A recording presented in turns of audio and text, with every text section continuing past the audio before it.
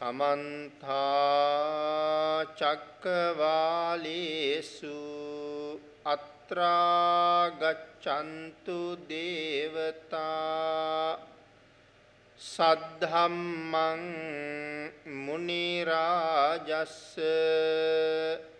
सुनन्तु सग्ग मोक्खदं ධම්මස්සවන කාලෝ අයං බදන්තා ධම්මස්සවන කාලෝ අයං බදන්තා ධම්මස්සවන කාලෝ අයං බදන්තා බුදුරජාණන් වහන්සේ විසින් දේශනා කොට වදාළ අති උතුම් සූත්‍ර දේශනාවකින් දහම් කරුණු ටිකක් දැන ඉගෙන ගන්න. පින්නතුනි අද ධර්ම දේශනාවේ මාතෘකාව හැටියට මම යොදා ගන්න කල්පනා කළේ මජ්ක්‍ධිම නිකායේ මූල පණ්ණාසකේ සඳහන් වන විතක්ක සණ්ඨාන කියන සූත්‍ර දේශනාව ඇසුරු කරගෙන ධර්ම දේශනාව සිද්ධ කරන්න. අපේ බුදුරජාණන් වහන්සේ සවැත් නුවර ජේතවනාරාමේ වැඩ ඉන්න කාලේ තමයි භික්ෂූන් වහන්සේලා ආමන්ත්‍රණය කරලා මේ දේශනාව සිද්ධ කරන්නට යෙදුනේ. විශේෂයෙන් මේ සූත්‍රයේ දේශනා කරලා තියෙන්නේ භාවනාවේ යෙදෙන භික්ෂූන් වහන්සේලා ආරමුණු කරගෙන. ඒ නිසා සඳහන් කළා විශේෂයෙන් අධිචිත්තේහි යෙදුන භික්ෂූන් ආරමුණු කරගෙනයි මේ දේශනාව සිදු කරන්න කියලා. මහණෙනි අධිචිත්තේහි යෙදුන භික්ෂුව විසින් කාලෙන් කාලෙට නිමිති පහක් මෙනෙහි කළ යුතුයි. භාග්‍යතුන් වහන්සේ ඒ විදිහට මේ දේශනාව ආරම්භ කරනවා. අපේ බුදුරජාණන් වහන්සේ මේ අධිචිත්තේහි යෙදෙන භික්ෂුන් වහන්සේලා උදෙසා මේ විතක්ක සණ්ඨාන සූත්‍රයේ දේශනා කරනකොට විශේෂයෙන් කරුණු පහක් නැති කරගන්න හැටි කරුණු පහක් මුල් කරගෙන තමයි මේ දේශනාව සිදු කරනු ලබන්නේ.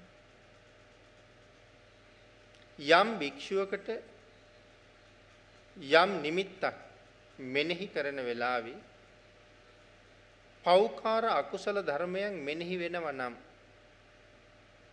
මොනවද එතන පෞකාර අකුසල ධර්මයන් කියලා සඳහන් කරන්නේ? ඡන්දය, ද්වේෂය, මෝහය කියන පෞකාර අකුසල ධර්මයන් මෙනෙහි වෙනවා නම්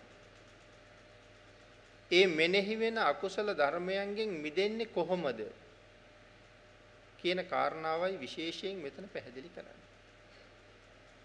බුදුරජාණන් වහන්සේ දේශනා කරනවා එම භික්ෂුව විසින් මෙනෙහි කරන නිමිත්තෙන් බැහැරව කුසල් සහිත වෙන නිමිත්තක් මෙනෙහි කළ යුතුයි කියලා.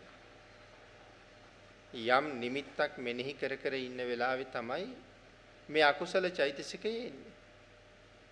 ඒ අකුසල චෛතසිකය එළඹුණොත් ඒ වෙලාවේ මෙනෙහි කර කර ඉන්න නිමිත්තෙන් බැහැර වෙලා වෙනත් නිමිත්තකට යන්න කියලා දේශනා කරනවා.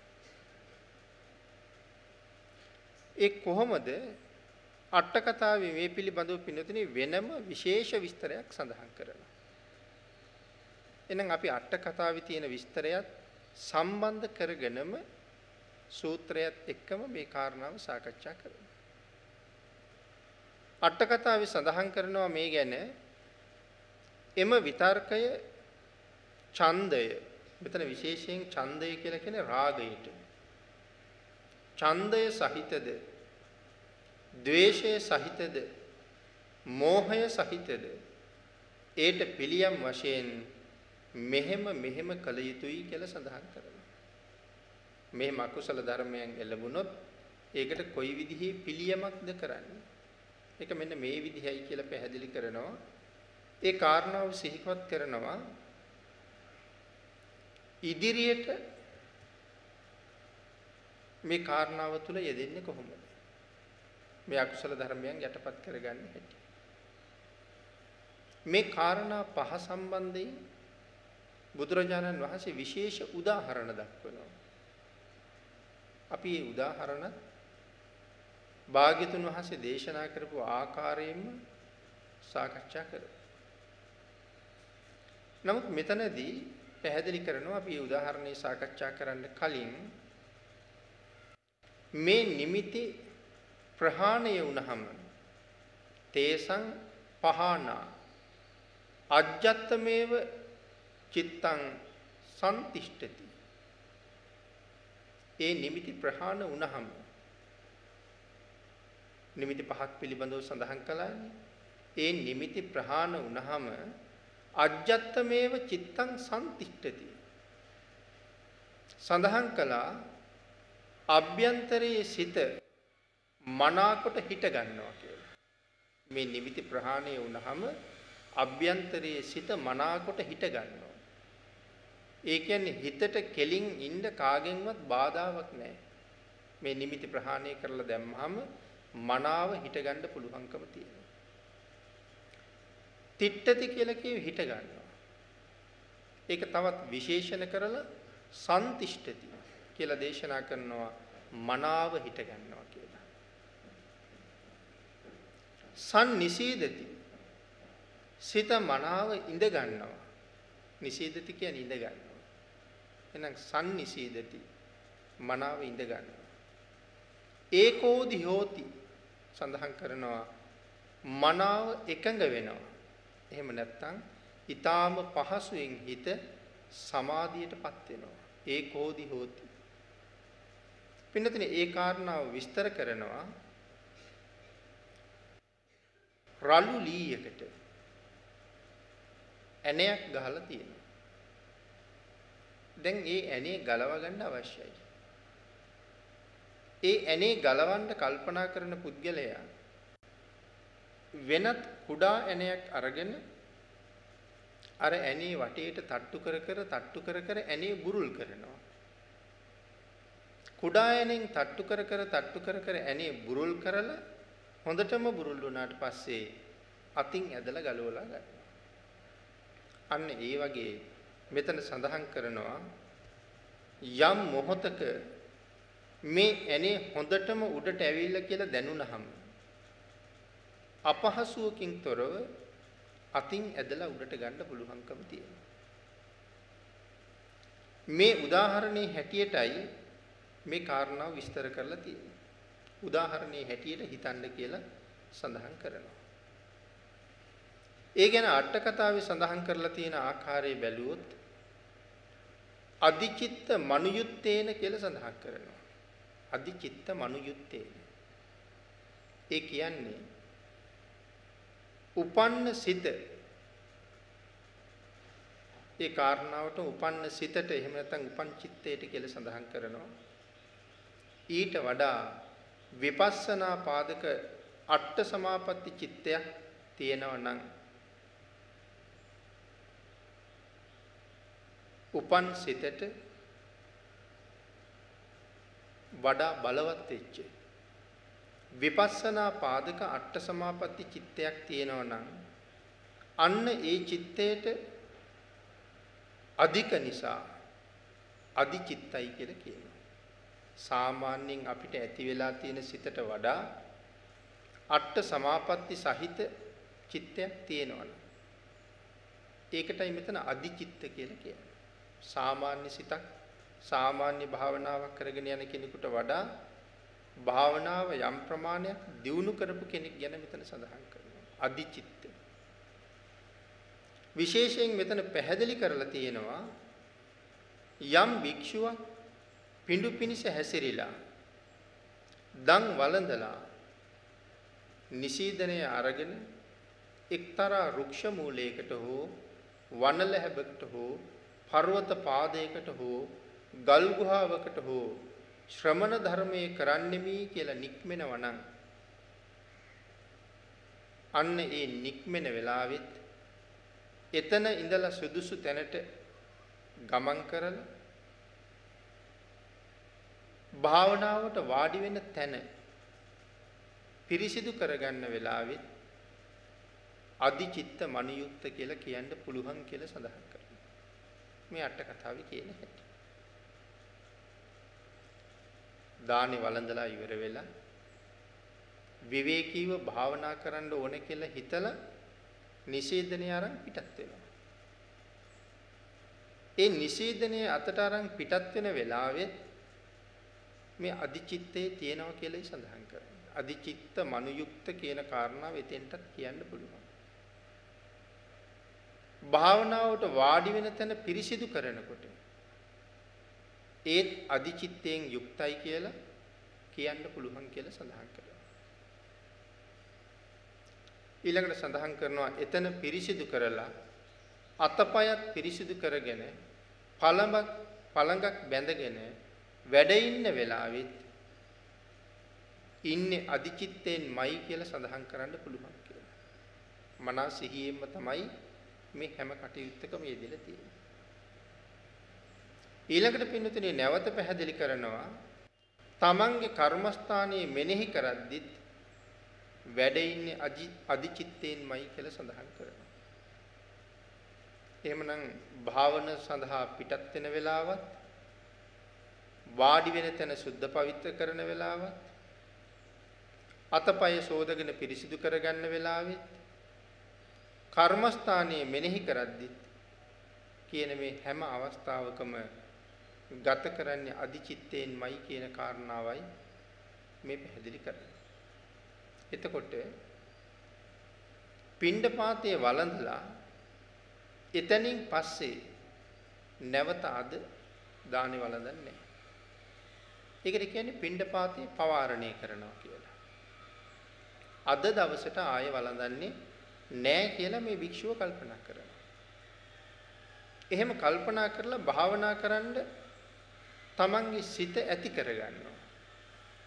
දැන් මං ශ්‍රමණ ධර්මයේ සම්පූර්ණ කරන්න ඕනේ කියලා සිත ඇති කරගෙන ගමන් කරන්න පටන් ගත්ත වෙලාවේ ඉඳලම තියෙන්නේ අධිචිත්ත මනුයුක්ත කියන මේ කාරණාවමයි කියන එක විශේෂයෙන් අට කතාවේ නැවත නැවත තහවුරු කරලා දේශනා කරලා තියෙනවා. අන්න ඒ භික්ෂුවට තමයි කාලෙන් කාලට විතර්ක පහළ වෙන්නේ කියලා සඳහන් කරනවා. මෙන්න මේ අධිචිත්තයෙන් කටයුතු කරන භික්ෂුවට කාලෙන් කාලයට විතර්ක පහළ වෙනවා. එහෙනම් ඒ විතර්ක පහළ වුණාම මෙන්න මේ නිමිති පහ මෙනෙහි කරන්න කියලා කියනවා. මොන විතර්කද පහළ වෙන්නේ? ඡන්දය, ද්වේෂය, මෝහය. පහළ වුණාම මෙන්න මේ විතර්ක පහ මෙනෙහි කරන්න කියලා කියනවා. ආන්ගේ අකුසල ධර්මය යටපත් කරගන්න. නැවත විස්තර කරනවා කාලෙන් කාලෙට කීවහම මේ කර්මස්ථානයේ කියන එක නිතරම හිතන්න ඕනේ නැද්ද කියලා. තමන් මෙනෙහි කරන කර්මස්ථානය නිතරම මෙනෙහි කරන්න එපාද කියලා ආපහු ප්‍රශ්නයක් අහනවා. මොකද මෙතන සඳහන් කරන්නේ කාලෙන් කාලෙට විතර්ක පහළ වෙනවා කියලා. ඒකට නැවත උත්තරයක් අට කතාවේ දෙනවා. ඒ කීවේ අධිචිත්තයක් තියෙන භික්ෂුව මෙන්න මේ නිමිති පහ බලන්න ඕනේ. අධිචිත්තයක් තියෙන භික්ෂුව මේ නිමිති පහ බලන්න ඕනේ. එහෙම කියන්නේ කර්මස්ථානයෙන් අහකට එන්න ඕන කියන එකයි කියලා සඳහන් කරනවා. මේ නිමිති පහ බලන්න කර්මස්ථානයෙන් අහකට එන්න ඕන කියන කාරණාවයි. ආන් ඒ කරුණ ඊට පස්සේ විස්තර කරනවා කර්මස්ථාන 38කට බෙදලා තියෙන බව. පාලි සඳහන් කරනවා කර්මස්ථාන 38. කියන්නේ සමත කර්මස්ථාන 38ක්. එතකොට සාමාන්‍යයෙන් අපි අහලා තියෙනවා සමත කර්මස්ථාන 40ක්. සම 40 කර්මස්ථාන. විසුද්ධි මාර්ගයේ බුද්ධඝෝෂ මහ තෙරුන් වහන්සේ කර්මස්ථාන 40ක් විස්තර කරනවා. නමුත් ත්‍රිපිටකයේ බොහෝ තැන්වල සඳහන් කරලා තියෙන්නේ කර්මස්ථාන 38ක් කියලා. අට කතාවෙත් සඳහන් කරලා තියෙන්නේ කර්මස්ථාන 38ක් කියලා. නමුත් ඒකට තවත් එකතු වෙන කරුණු දෙකක් තියෙන නිසා මෙතෙන්ට කර්මස්ථාන 40ක් කියලා කිව්වත් කිසිම වරදක් නැති බව සඳහන් කරනවා. නමුත් මෙතන අට කතාවේ සඳහන් කරලා තියෙන කර්මස්ථාන 38ක් කියන කාරණාව නිසායි මේ අවස්ථාවේ කර්මස්ථාන 38ක් කියලා සඳහන් කරනවා. නැත්තම් විසුද්ධි මාර්ගයේ කර්මස්ථාන 40ක් සමත කර්මස්ථාන දක්වලා තියෙනවා. එහෙනම් මෙතනට සඳහන් කරනවා මෙන්න මේ කර්මස්ථාන 38කට බෙදලා තියෙනවා. එයින් Tamanට කැමති කර්මස්ථානයේ අරගෙන සුදුසු තැනකට ගිහිල්ලා මෙනෙහි කරනකොට මෙන්න මේ කෙලෙස් එහෙම නැත්නම් උපක්ලේශ කියලා අපි කියනවා. ඇති වෙන්නේ නැත්නම් මේ නිමිති පහ අවශ්‍ය නැහැ. තමන්ගේ කර්මස්ථානයේ මෙනෙහි කරනකොට අර ඡන්දය, ද්වේෂය, මෝහය කියන කෙලෙස් එන්නේ නැත්නම් මේ නිමිති පහ මෙනෙහි කරන්න අවශ්‍ය නැහැ. නමුත් යම් භික්ෂූන් වහන්සේ නමකට කර්මස්ථානයේ මෙනෙහි කරන අතරතුර අර කෙලෙස් එනවනම් මෙනෙහි කරමින් ඉන්න කර්මස්ථානයෙන් බැහැර වෙලා විශේෂයෙන් මෙනෙහි කළ යුතු කරුණු කීපයක් තමයි භාග්‍යතුන් වහන්සේ මේ දේශනා කරලා තියෙන්නේ. එතකොට එහෙම කෙලෙස් එන්නේ නැති කෙනාට ප්‍රශ්නයක් නැහැ.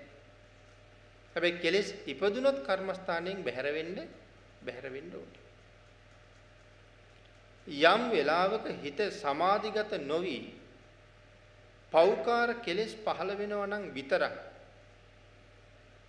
අන්න ඒ වෙලාවට තමයි මේ විතක්ක සංඨාන නිමිත්ත මෙනෙහි කරන්න ඕනේ කියලා සඳහන් කරනවා. කරුණු පහක් දක්වනවා මෙනෙහි කරන්න කියලා. ඒ තමයි විතක්ක සංඨාන කියලා කියන්නේ. ඊළඟට පින්නතනි මෙතන මේ චන්දූප සංහිතානි කියලා වචනය විශේෂයෙන් පැහැදිලි කරනවා. චන්දූප සංහිතානි.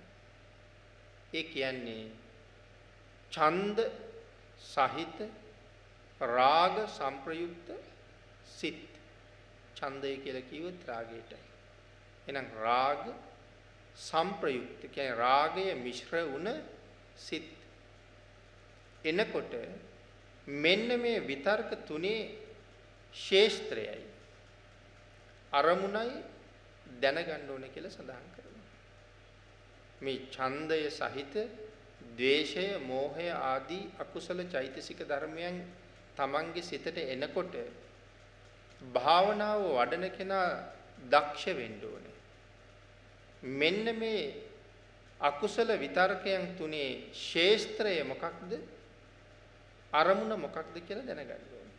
මේක ශේෂ්ත්‍රයයි මේක අරමුණයි කියන එක දැනගන්න අපි දක්ෂ වෙන්න ඕනේ.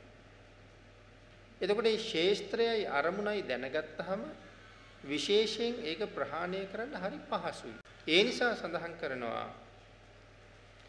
එතකොට එක විතර්කයක් එක කාරණාවක් අරගෙන විස්තර කරනවා ඡන්දය සහිත ලෝභ සහගත සිත් 8ක් තියෙනවා කියලා. ලෝභ සහගත සිත් 8ක් අභිධර්ම පිටකයේ පැහැදිලි කරනවා. ලෝභ මූලික සිත් 8. මේ ලෝභ සහිත සිත් තමයි ඇති වෙන්න පුළුවන් කියලා මෙතන සඳහන් කරනවා. මෙන්න මේ සිත් 8 ඡන්දය සහිත විතර්ක වලට ශේෂ්ත්‍රයයි. එතකොට මේ ලෝභ මූලික සිත් 8 තමයි මේ ඡන්දය, ද්වේෂය, මෝහය කියන අකුසල චෛතසික ධර්මයන්ගේ ශේෂ්ත්‍රය. අපි දැන් කිව්වේ ශේෂ්ත්‍රයයි අරමුණයි දැනගන්න ඕනේ කියලානේ. මේ ලෝභ මූලික සිත් 8 තමයි ශේෂ්ත්‍රය කියලා කියන්නේ. එහෙනම් මොනවද මේ ලෝභ මූලික සිත්? සෝමනස්ස සහගත, ditthිගත, සංප්‍රයුක්ත, අසංකාරික සිත. සෝමනස්ස සහගත දිට්ඨිගත සංප්‍රයුක්ත සසංකාරික සිත. සෝමනස්ස සහගත දිට්ඨිගත සංප්‍රයුක්ත අසංකාරික සිත. සෝමනස්ස සහගත දිට්ඨිගත සංප්‍රයුක්ත සසංකාරික සිත.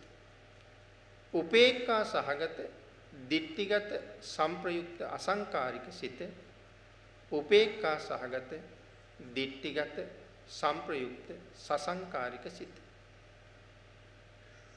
ඊළඟට සඳහන් කළා උපේක්ෂා සහගත දිට්ඨිගත විප්පයුක්ත අසංකාරික සිත. උපේක්ඛා සහගත දිට්ඨිගත සංප්‍රයුක්ත සසංකාරික සිත. මෙන්න මෙහෙම ලෝභ මූලික සිත් 8ක් අභිධර්මයේ පැහැදිලි කරනවා. ඉතින් ඒ එක සිතක් ගානේ මේ සිත මොකක්ද කියන කාරණාව පැහැදිලි කරනවා නම් ඒක අභිධර්මයේත් එක්ක සාකච්ඡා කරමින් පැහැදිලි කරන්න ඕනේ. නමුත් මේ වෙලාවේ අපි ඒ කාරණාව එච්චර ගැඹුරට පැහැදිලි කරන්න බලාපොරොත්තු වෙන්නේ මේ තමයි ලෝභ මූලික සිත් 8. මේ 8 තමයි මේ අකුසල විතර්කයන්ගේ ශේෂ්ත්‍රය. මොකද හැම අකුසල කර්මයක් තුළම ලෝභය අන්තර්ගත වෙන හින්දා. ද්වේෂයේ සහිත සිත් වලට ශේෂ්ත්‍රය කියලා කියන්නේ දෝමනස්ස සහගත සිත් දෙක. ද්වේෂ සහිත සිත්වල ශේෂ්ත්‍රය කියන්නේ දෝමනස්ස සහගත සිත් දෙක. එහෙමනම් මොනවද? දෝමනස්ස සහගත පටිඝ සංප්‍රයුක්ත අසංකාරික සිත. දෝමනස්ස සහගත පටිඝ සංප්‍රයුක්ත සසංකාරික සිත. මේක ද්වේෂයේ ශේෂ්ත්‍රය. එතකොට මුලින් සඳහන් කළේ ඡන්දය. එහි ශේෂ්ත්‍රය තමයි ලෝභ මූලික සිත් 8. ද්වේෂයේ ශේෂ්ත්‍රය බවට පත් වෙනවා මෙන්න මේ දෝමනස්ස සහගත සිත් 2. එතකොට සඳහන් කරනවා ප්‍රාණඝාතය, පරුෂ වචනේ, ව්‍යාපාදේ, අදත්තාදානේ, මුසාවාදේ, පිසුණු වචනේ, සම්පප්‍රලාපේ. මේ අකුසල කර්මපත 7 සිදු කිරීම වශයෙන් ද්වේෂ මූලික සිත් උපදිනවා. මෙතන අකුසල් 7ක් ගැන සඳහන් කරනවා. ආන්ගේ අකුසල් 7 යම් සිතක උපදිනවා නම් ඒ අකුසල් උපදින්නේ ද්වේෂයේ පදනම් කරගෙනමයි. මේවා ද්වේෂයේ මූලික කරගෙන උපදිනවා කියලා සඳහන් කරනවා. ඊළඟට මව්පිය, දූදරු, හිතවත් ආදීන්ගේ වියෝවීමක් ඇති වුණ කල්හි අපට ද්වේෂය ඇති වෙනවා. තවත් ද්වේෂය ඇති වෙන තැන. මොකද මේ වියෝවකදී දුක ඇති වෙනවා. දුක කියන කාරණාව යට ද්වේෂය තියෙනවා. ඊට සියුම් වූ ද්වේෂයක් දුක, කනස්සල්ල, කනගාටුව මේ කාරණාවන් තුල අන්තර්ගතයි. ඊළඟට සඳහන් කරනවා තවත් අලාභයක් වුණු විටදීද ද්වේෂය උපදිනවා. අපිට යම් බලාපොරොත්තුනේ ලාභයක් නමුත් සිද්ධ වුණේ අලාභයක්. එහෙම වෙලාවටත් ද්වේෂය උපදිනවා කියලා සඳහන් කරනවා. ඊළඟට සඳහන් කරනවා තමන් අතින් ලොකු වරදක් සිදු වුණු විටත් ලොකු වැරද්දක් වෙලා ඊළඟට පසුතැවෙනවා වැරද්ද සිද්ධ වීම සම්බන්ධයෙන්. ඒ වෙලාවටත් ද්වේෂයේ උපදින ආකාරයක් අවස්ථාවක් හැටියට පැහැදිලි කරනවා. ඊළඟට පින්නතුනි දුක් වීම වශයෙන් උපදිනවා නම් යමක් මේ ලෝකේ දුකක් කනගාටුවක් යම් තැනක අපිට ඇති වෙනවා නම් හැම තැනම දුකයි කනගාටුවයි ළඟ තියෙන්නේ ද්වේෂ මූලික සිත. ඒ තුල ද්වේෂය අන්තර්ගතයි කියලා සඳහන් කරනවා. ඊළඟට පැහැදිලි කළා තමන්ට වඩා ඊටාම හොඳට කාලා බීලා ඉන්න අය දැක්කහම ඇඳලා පැළඳලා ඉන්න අය දැක්කහම, සැප පහසු යාන වාහන පාවිච්චි කරන අය දැක්කහම, සුව පහසු වාසස්ථානවල වාසය කරන, සුව පහසු සයනාසනවල සැතපෙන එහෙම අය දැක්කහම හිතේ නිරන්තරයෙන් ඊර්ෂ්‍යා සහගත ද්වේෂ මූලික සිත් පහළ වෙනවා කියලා. නිතර අනුන්ගේ අගුණ කියමින් අගුණ සිතමින් ඉන්න අයට එක දිනකට බොහෝම ද්වේෂ සිත් තියෙනවා කියලා කියනවා. නිතරම අනුන්ගේ අගුණ තමයි සඳහන් කරන්නේ. නිතරම අනුන්ගේ දුර්ගුණයක්මයි මෙනෙහි කරන්නේ. අගුණ කියනවා, දුර්ගුණ මෙනෙහි කරනවා, විවේචනය කරනවා.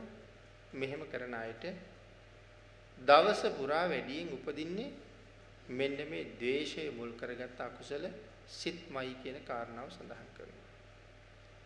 මේ ආදි වශයෙන් ද්වේෂයේ උපදින තවත් අවස්ථා බොහෝමයක් සාමාන්‍යයෙන් අපි ජීවත් වෙන සමාජයේ එහෙම අවස්ථා බොහෝමයකට මුණ පානවා. ද්වේෂයේ උපදින තැන්. ඊළඟට සඳහන් කළා මෝහය. මෝහ සහිත සිතට ශේස්ත්‍රය වෙන්නේ අකුසල සිත් 12 කියලා සඳහන් කරනවා. අභිධර්මයේ පැහැදිලි කරනවා අකුසල මූලික සිත් 12. ආන්ගේ අකුසල් මුල් 12 විශේෂයෙන් මෙන්න මේ මෝහය සඳහා හේතු. මෝහයට ශේස්ත්‍රය අකුසල සිත් 12 කියන කාරණා විස්තර කරනවා. උපේක්ෂා සහගත විතිකිච්ඡා සංප්‍රයුක්ත, උපේක්ෂා සහගත ඖදති සංප්‍රයුක්ත, විචිකිච්ඡා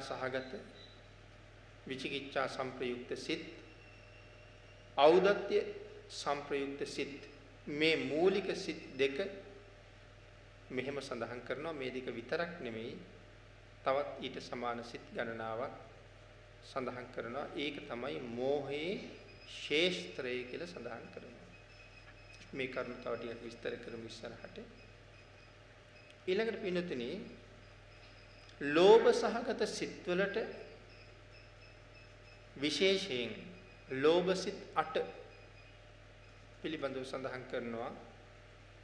ද්වේෂ සහගත සිත්වලට ද්වේෂ සිත් 2, මෝහ සහගත සිත්වලට අකුසල සිත් 12ම ශේස්ත්‍රය බවට පත් වෙනවා. ලෝභ, ද්වේෂ, මෝහ මේ වගේ ශේස්ත්‍රය තමයි මේ සඳහන් කළේ. එහෙම නැත්නම් ඡන්ද, ද්වේෂ, මෝහ කියන මේ අකුසල කර්මවල ශේස්ත්‍රය. ඊළඟට සඳහන් කළා ආරම්මණය. මොකද්ද මේ ආරම්මණය කියලා කියන්නේ? ටිකක් වචනවල ගැඹුරක් තියෙන්න පුළුවන්. අට කතාවේ පැහැදිලි කරන වචන ආරම්මණය. විතක මේ සත්වයා තවත් විතක සංස්කාර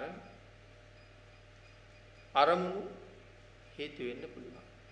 සත්වයාට විතක සත්වයෝ තවත් විතක සංස්කාර අරමුණු වෙන්න පුළුවන්. මොකටද? මෙන්න මේ අකුසල සිත් පහළ වෙන්නේ. විතක සත්වයෝ අරමුණු වෙනවා, තවත් විතක සංස්කාර අරමුණු වෙනවා. එහෙනම් විතක සත්වයෝ අරමුණු වෙනවා කියලා කියහමත්, තවත් විතක සංස්කාර අරමුණු වෙනවා කියලා කියහමත්, ඒ කොයි ක්‍රමයෙන්ද කියන කාරණාව අපි ටිකක් විස්තර සහිතව සාකච්ඡා කරමු. සත්වයකගෙන් තොර දේවල් සංස්කාර කියලා කියනවා. සත්වයක් නැති දේවල් වලට සංස්කාර කියලා කියනවා. එවනම් මෙතන විශේෂයෙන් පැහැදිලි කළා ඉෂ්ට, අනිෂ්ට, උපේක්ෂා සහගත අරමුණු සංස්කාර කෙරෙහි උපදිනවා කියලා කියනවා. ඒ කියන්නේ ඡන්දය හෙවත් රාගය සහිත විතර්කයක්. සත්වයක් මුල් කරගෙන ඇති වෙනව නම් රාග විතර්කයක් සත්වයක් මුල් කරගෙන උපදිනව නම් ආන්ගේ රාග නිමිත්ත ඒ අකුසලේ නැති කරගන්න ප්‍රධානව මෙනෙහි කරමින් හිටපු කර්මස්ථානයෙන් බැහැර වෙලා වෙනත් කාරණාවක් මෙනෙහි කරන්න ඕනේ. අපි ඒකනේ මුලින් සිහිපත් කළේ. මෙනෙහි කරගෙන යන කර්මස්ථානයේ තුල මෙන්න මේ වාගේ අකුසල චෛතසික ධර්මයන් හිතට ආවොත් එක්ක රාගය එනවා, නැත්තම් ද්වේෂය එනවා, එහෙම නැත්තම් මෝහය එනවා. එතකොට යම් කෙනෙකුගේ හිතට රාගය ඇති වුණොත් මෙනෙහි කරමින් ඉන්න කර්මස්ථානයෙන් බැහැර වෙලා අසුභය මෙනෙහි කරන්න කියලා කියනවා.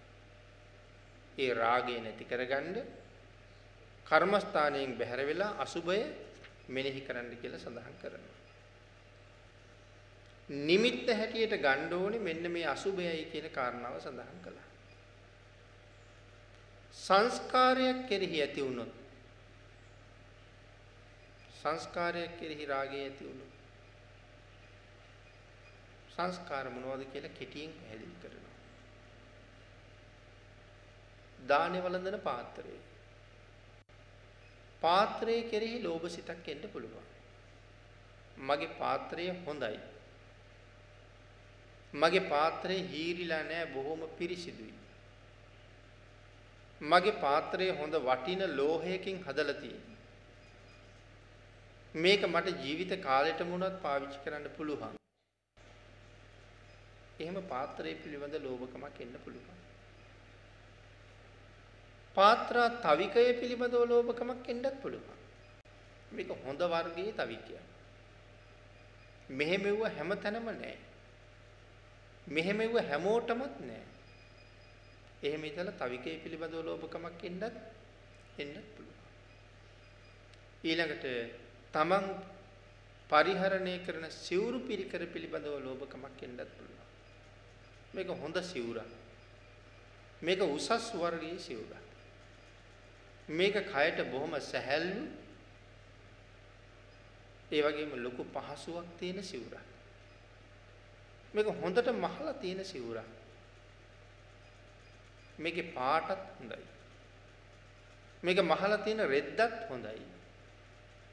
එහෙම වශයෙන් තමන්ගේ සිවුර ගැන ලෝභ සිතක් ඇති වෙන්න පුළුවන් කියලා සඳහන් කරනවා. ඊළඟට සේනාසනය ගැන වාසය කරන කුටිය සම්බන්ධයෙන් ලෝභකමක් එන්නත් පුළුවන්. සැතපෙන යහන පිළිබඳව ලෝභකමක් ඇති වෙන්නත් පුළුවන්. පාවිච්චි කරන පාවහන් පිළිබඳව ලෝභකමක් එන්නත් පුළුවන්. එතකොට දැන් මෙතන සත්වයේ නැහැ. එහෙමනම් සත්වයේ නැති දේවල් වලට මොනවද කියනවා කිව්වේ? සංස්කාර. මෙන්න මේ විදිහට මේක ලස්සනයි, මේක හොඳයි, මේක සැහැල්ලුයි ආදී වශයෙන් සංස්කාරයන් කෙරෙහි යම් විතර්කයක් ඇති වුණොත් ඡන්දය සහිත විතර්ක ඇති වුණා කියලා තමයි සඳහන් කරලා තියෙන්නේ. ඡන්දය සහිත විතර්ක. එහෙනම් අපි සඳහන් කළේ මෙන්න මේ ඡන්ද සහිත විතර්ක ආපහු ඒකත් රාගයක්ම තමයි. සත්වයින් පිළිබඳව තියෙන රාගය, සංස්කාර පිළිබඳව තියෙන රාගය. එහෙනම් රාගය කියලා කියහම එතන ලෝභ මූලිකයි, ලෝභ මිශ්‍රිතයි. එතකොට මේ තමයි සංස්කාර පිළිබඳව තියෙන ඡන්දය. ඡන්දය කියලා කියහම රාගය කියන වචනයත් එතන තියෙන බව අපේ අය දැන් දන්නවා. එතකොට විශේෂයෙන් සඳහන් කරනවා අනිත්‍ය මෙනෙහි කරන්න කියලා. දැන් අතන සත්වයක් පිළිබඳව රාගය ඇති වෙනකොට අසුභය මෙනෙහි කරන්න කිව්වා. සංස්කාරයක් පිළිබඳව රාගය ඇති වෙනකොට අනිත්‍ය මෙනෙහි කරන්න කියලා කිව්වා.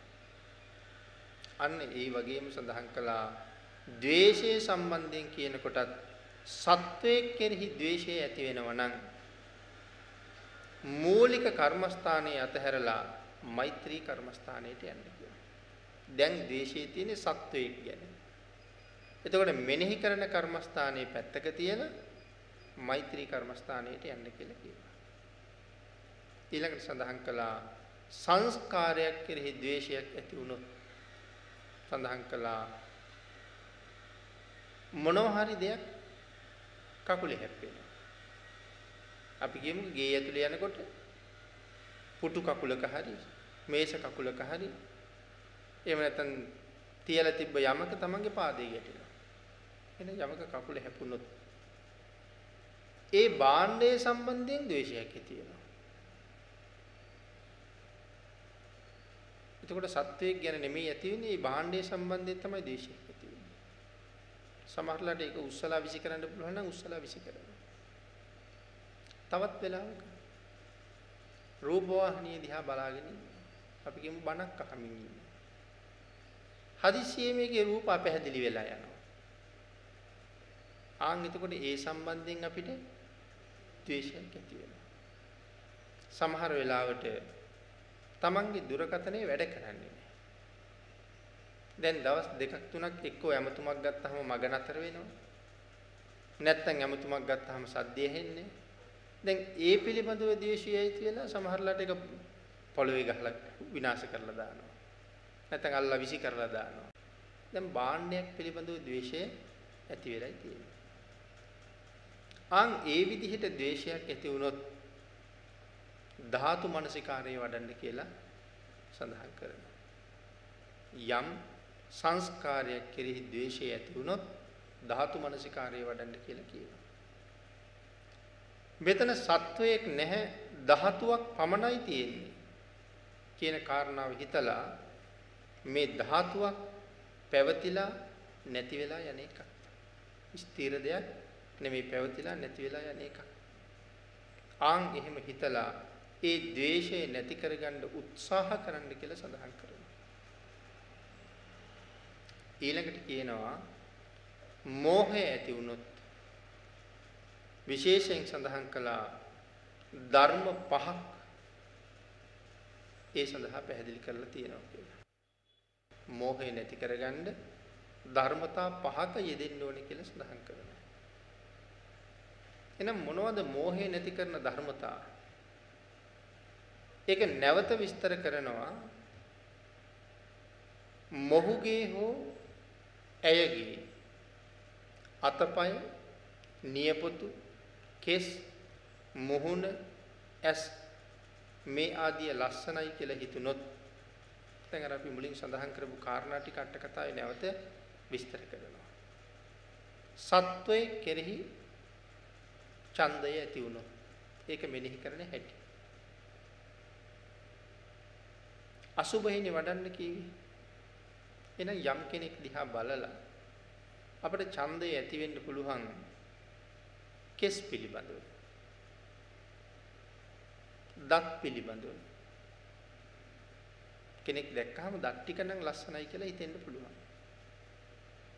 කෙස් කලම නම් හොඳයි කියලා හිතෙන්න පුළුවන්. නිය ටික දැක්කහම හරි අපූර්වයි කියලා හිතෙන්න පුළුවන්. එහෙනම් කෙස් සම්බන්ධයෙන්, දත් සම්බන්ධයෙන්, නිය සම්බන්ධයෙන්, මුහුණ සම්බන්ධයෙන්, ඇස් ආදිය සම්බන්ධයෙන් මේ සියල්ලම එකතු කරලා හරි ලස්සනයි නේද කියලා හිතුනොත් ආන්ගේ ලස්සනයි කියලා ඇතිවෙච්ච රාගසිත මැඩගන්න තමයි එහි අසුබ බව දකින්න කියලා සඳහන් කළේ. ඒ කාරණා තුන මේ ආපහු විස්තර කරනවා. ඒක සඳහන් කරනවා තමන්ට රාගය ඇති වුණොත් කෙස් කෙරෙහිද, නිය කෙරෙහිද, දත් කෙරෙහිද, ඇස් කෙරෙහිද? එහෙම නැත්නම් ශරීරයේ වෙනත් අංගයක් ඉන්ද්‍රියක් කෙරෙහිද රාගය ඇති වෙන්නේ? දෙතිස් කුණපය මෙනෙහි කරන්න කියලා කියනවා. දෙතිස් කුණපේම මෙනෙහි කරන්න කියලා කියනවා. මේ ආත්ම භාවය ඇටකොටු 300ක් සහිතයි. මෙනෙහි කරන්න කියලා කියන ඇටකොටු 300ක් සහිතයි. ඇටකොටු 300කින් තමයි මේ ආත්ම භාවය ඔසවගෙන ඉන්නේ. නහරවැල් 900කින් ඒ ඇටකොටු බැඳලා වෙලලා තියෙනවා. ඊළඟට සඳහන් කළා ඇටවලට මස් ගලපලා තියෙනවා. ඒ නිසා මනාව නගා හිටවලා පවත්වගෙන යනවා. ඊළඟට සඳහන් කරනවා සමකින් වට කරලා තියෙනවා. තෙත සමකින් වට කරලා තියෙනවා. සම මතු පිට සිවියකුත් තියෙනවා. ඊළඟට සඳහන් කළා මේ ශරීරයේ නමයක් වූ වනමුව තුලින් නිරන්තරයෙන් අසූචි වැగిරෙනවා. වනමුව නමයක් තියෙනවා කියලා කියනවා. වන කියලා කියන පිටුවාල වලට. එහෙනම් නිරන්තරයෙන් විවෘත වෙච්ච මුඛ නමයක් තියෙනවා. මේ අර රාගේ නැති කරන්න හිතන හැටි. ඒ වනමුව වලින් නිරන්තරයෙන්ම අපද්‍රව්‍ය වැగిරෙනවා. ගත යුතු පිරිසිදු කිසිම දෙයක් ඒ වනමුව වලින් එළියට එන්නේ නැහැ.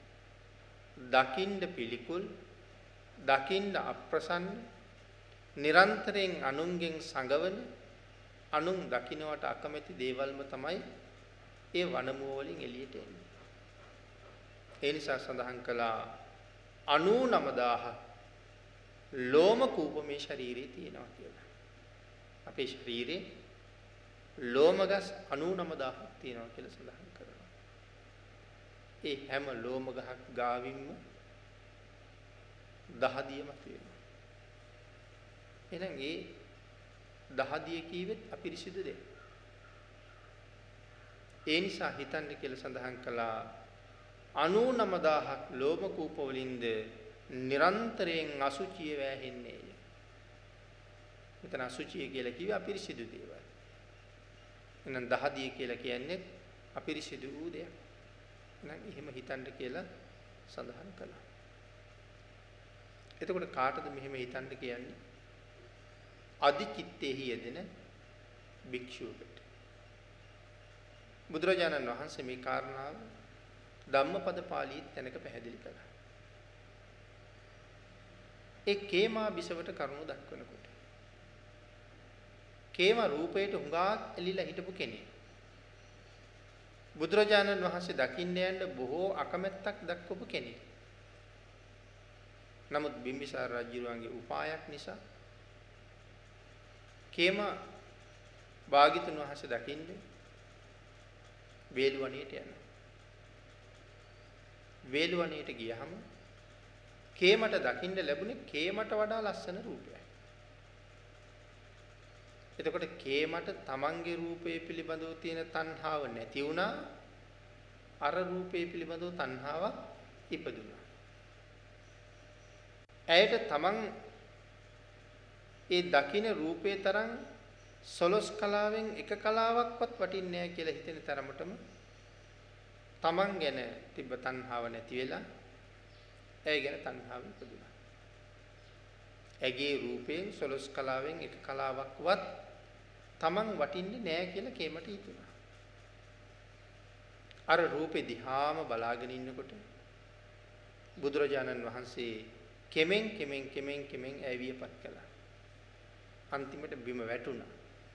මල මූත්‍රා ගොඩේ වැතිරුණා. ඇය මැරිලා ගියා. ඊට පස්සේ නවසීවතිකයමත් කේමට පෙන්වුවා. නවසීවතිකයම කේමට මෙනෙහි කරවලා බුදුරජාණන් වහන්සේ කේමට කතා කළා. කතා කරලා රූපේ තතු කේමට මනාව පැහැදිලි කළා. මේ කයේ තතුත් කේමට මනාව පැහැදිලි කළා. නිජ්ජරන්තං උග්ගරන්තං පග්ගරන්තං සඳහන් කළා කේමාවින්. ඔය ලස්සන කයේ උඩිනුත් උතුරනවා යටටත් වැగిරෙනවා. මෙන්න මේ කතා කරන වනමුව නමයම ගැන භාග්‍යතුන් වහන්සේ පැහැදිලි කරනවා. මුළු ශරීරය ගැනම විස්තර කරනවා. එහෙම විස්තර කරලා ඉවර වුණාම මේ කයේ ලෝභ කරන්න තැනක් ඇත්තෙම නැහැ කියන කාරණාව කේමට හොඳටම වැටහෙනවා. භාග්‍යතුන් වහන්සේ කය පිළිබඳව කාරණා මනවින් දක්වලා ධර්ම දේශනාව කරාම කේමා බිසව සෝවාන් වෙනවා. බුදුරජාණන් වහන්සේ ඇයට පැහැදිලි කරනවා කේමාවිනි මේ කයේ තියෙන පිළිකුල් බව. මෙන්න මෙහෙමයි. ඉතින් ඒ කරුණ අපි දේශනාවල් වලින් ඕනතරම් අහලා තියෙනවා මේ කයේ තියෙන පිළිකුල් බව කොහොමද කියලා. දිවා රාත්‍රී දෙකේ වනමුව 9කින් අපද්‍රව්‍යම උතුරනවා. ලෝමකූප 99000කින් අසුචියම වැగిරෙනවා. අපිරිසිදු දෑම වැగిරෙනවා. තනියම දුන්නොත් ගත යුතු දෙයක් ඇත්තෙම නැහැ. දතක් ගලවලා දුන්නත් ප්‍රිය නැහැ. ඇහැක් ගලවලා දුන්නත් ප්‍රිය නැහැ. නියපොත්ත ගලවලා දුන්නත් ප්‍රිය නැහැ. කෙස් ටිකක් ගලවලා දුන්නත් ප්‍රිය නැහැ. හම ගලවලා දුන්නත් ප්‍රිය නැහැ. මස් දුන්නත්, ලේ දුන්නත්, සෙම දුන්නත්, සැරව දුන්නත්, මල මූත්‍රා දුන්නත්, කොටස් හැටියට දුන්නොත් ඒ එකකටවත් කිසිම ප්‍රිය බවක් නැහැ. නමුත් අපි රාගයෙන් බැඳෙන, රාගයෙන් ඇලෙන මේ රූපය කේමාවිනි ඇවිදින වැසිකිළියක් වගේ. අපි මේ වාඩි වෙලා ඉන්නකොට එක පසෙක මල පහ එකතු වෙනවා. තව පසෙක මුත්‍රා එකතු වෙනවා. මෙතනින් නැගිටලා යනකොට දෙකම ඔසවගෙන අපි බැහැර වෙනවා. එතකොට වැසිකිළියක් කැසිකිළියක් හා සමානයි. තවත් නොයෙක් ජීවීන්ට ආහාරයක් වෙච්ච කය. දහස් ගණනක් ජීවීන්ට වාසස්ථාන වෙච්ච කය. ඔවුන් මල පහ කරන්නෙත් මේ ඇඟේමයි. ඔවුන් මැරෙලා යන්නෙත් මේ ඇඟේමයි. ඔවුන් දරුවෝ බිහි කරන්නෙත් මේ ඇඟේමයි. ඒ ආදී වශයෙන් බලහම සුසාන භූමිය, සූතිකාගාරය, වැසිකිළිය මේ ආදී වශයෙන් ආයත් කරුණු දක්වන්න පුළුවන්. මේ විදිහට මේ කය පිළිබඳව ඇල්ම නැත්තටම නැති වෙන්න කේමට සඳහන් කරනවා කේමාවිනි මේ ලෝකේ ජීවත් වෙන අඥාන පුරුෂයෝ, මෝඩ පුරුෂයෝ මෙන්න මේ කුණු ගොඩ කෙරෙහි බොහෝම ඇලෙනවා. අඥාන පුරුෂයාගේ පැතුම කේමාවිනි මේ කුණු ගොඩයි කියලා. මේ කුණු ගොඩ බෙදා ගන්න සමහරු ගහ ගන්නවා, සමහරු මරා ගන්නවා, සමහරු පිහියෙන් අනිනවා, සමහරු සියදි විහානි කර ගන්නවා. මෝග පුරුෂයන්ගේ හැටි. එනම් අඥානයාගේ එකම පැතුම මේ කුණු ගොඩයි කියලා පැහැදිලි කරනවා. ඔය විදිහට කරුණු දක්වහම කේමා බිසව සෝවාන් වෙනවා. ඇගේ අරහත්වය උදෙසා භාග්‍යතුන් වහන්සේ තවත් වෙනත් ගාථා රත්නයක් දේශනා කළා. යේ රාග රත්තානුපතන්ති සෝතං සයං කතං මක්කට කෝජාලං ඒතම් පිචෙත්වාන වජන්ති දීරා අනපෙක්කිනෝ සබ්බ දුක්ඛං පහය. මේ ගාථා රත්නේ දේශනා කරාම කේමා බිසව සෞඛලස් නැසල රහත් වෙනවා. සියලුම ආභරණ දරාගෙනම රහත් වෙනවා. බුදුරජාණන් වහන්සේ බිම්බිසාර රජුන්ට කතා කරලා කියනවා මහරජා කේමා එක්කෝ මහාන වෙන්න වටිනවා. එහෙම නැත්නම් අද පිරිනිවන් පාන වටිනවා. මොකද රජුරු කියන්නේ කියලා. ස්වාමීනි පිරිනිවන් පෑමෙන් ඇති පළක් නැහැ. පැවිදි කරන්න කියලා රජුරු අවසර දෙනවා. ඉතින් ඒ අසුභය තමයි භාග්‍යතුන් වහන්සේ සිහිපත් කෙරෙන්නේ. අසුභය සිහිපත් කරවලා තෘෂ්ණාව ගැන කරුණු පැහැදිලි කළා. එහෙනම් මේ භාවනාව වඩන භික්ෂූන් වහන්සේටත් රාග සිතක් ඉපදිච්ච වෙලාවට මේ මොන අංගය කෙරෙහිද රාගය ඉපදුනේ? ඒ කාරණාව ඉස්සරලා මෙනෙහි කරන්න කියනවා. පුත් සත්වයක් ඉන්නවා මොන අංගයටද රාගය ඉපදුනේ? කෙස් වලටද, ඇස් වලටද, දත් වලටද, නිය වලටද, මුහුණටද? ආන්ගේ කාරණාවෙන් මෙනෙහි කරලා මේ විදිහට අසුභය සිහිපත් කරලා අසුභය වඩලා ආන්ගේ රාගසිත මැඩ ගන්න කියලා දේශනා කළා. ඊළඟට සඳහන් කළා කිසිම සාරයක් මේ තුල ඇත්තේ නැති බව මනාව සිහිපත් කරන්න කියලා. ගත යුතු සාරයක් නම් ඇත්තෙම නෑ මේකයි. මැරිලා වැටුණට පස්සේ වැඩක්ම නෑ මේකයි. සත්වයේ කෙරෙහි අසුභය වඩද්දී ලෝභය නැති වෙලා යනවා කියලා සඳහන් කළා. ඒ කය පිළිබඳව තිබ්බ ලෝභයත් ඒ පිළිබඳව ඇති වෙච්ච රාගයත් දෙකම නැති වෙනවා මෙන්න මේ අසුභය වඩද්දී.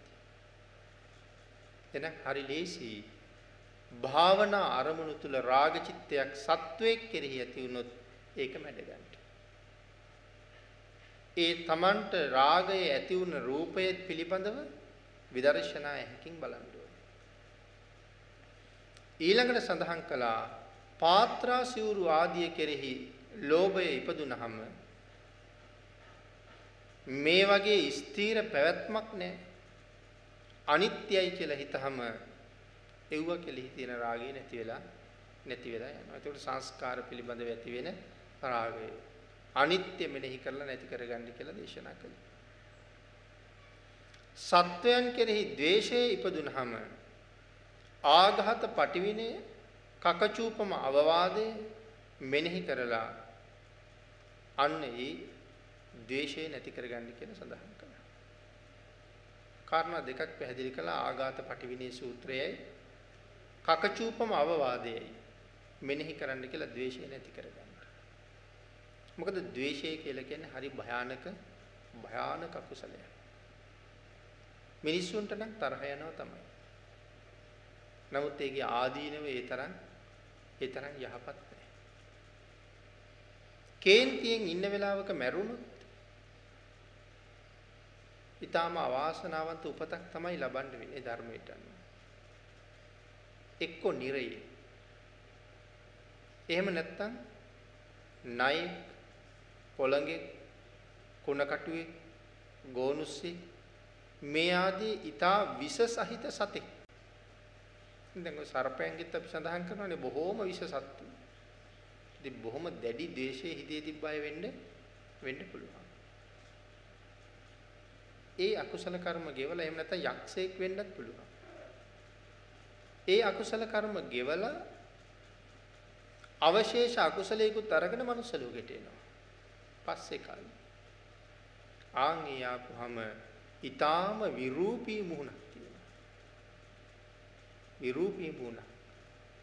රතු පාට ඇස් දෙකක් තියෙනවා. හැමෝගෙම ඇස් ප්‍රියමනාප නැහැ. සමහර ගැස් හරි භයංකාරයි. සමහර ගැස් දකින්න ප්‍රසන්න නැහැ. පෙර භවයක ද්වේෂයේ ප්‍රතිපදය. විරූපී මුහුණ ඒ වගේම මේ බලන්න අකමැති අප්‍රසාදයේ උපදින ඇස් දෙක තවත් ශරීරයේ විවිධ වෙනස්කම් සහිතව ආපහු උපතක් ලැබෙනවා.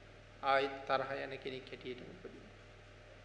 ආයෙත් කේන්ති අරගෙන ඉඳලා ආයෙත් මරලා දුගතියටම යනවා. ඒ හින්දා මේ ද්වේෂය කියලා කියන්නේ හරි භයානක අකුසල කර්මයක්. ද්වේෂය නිසා නොකරන අකුසලයක් නේ.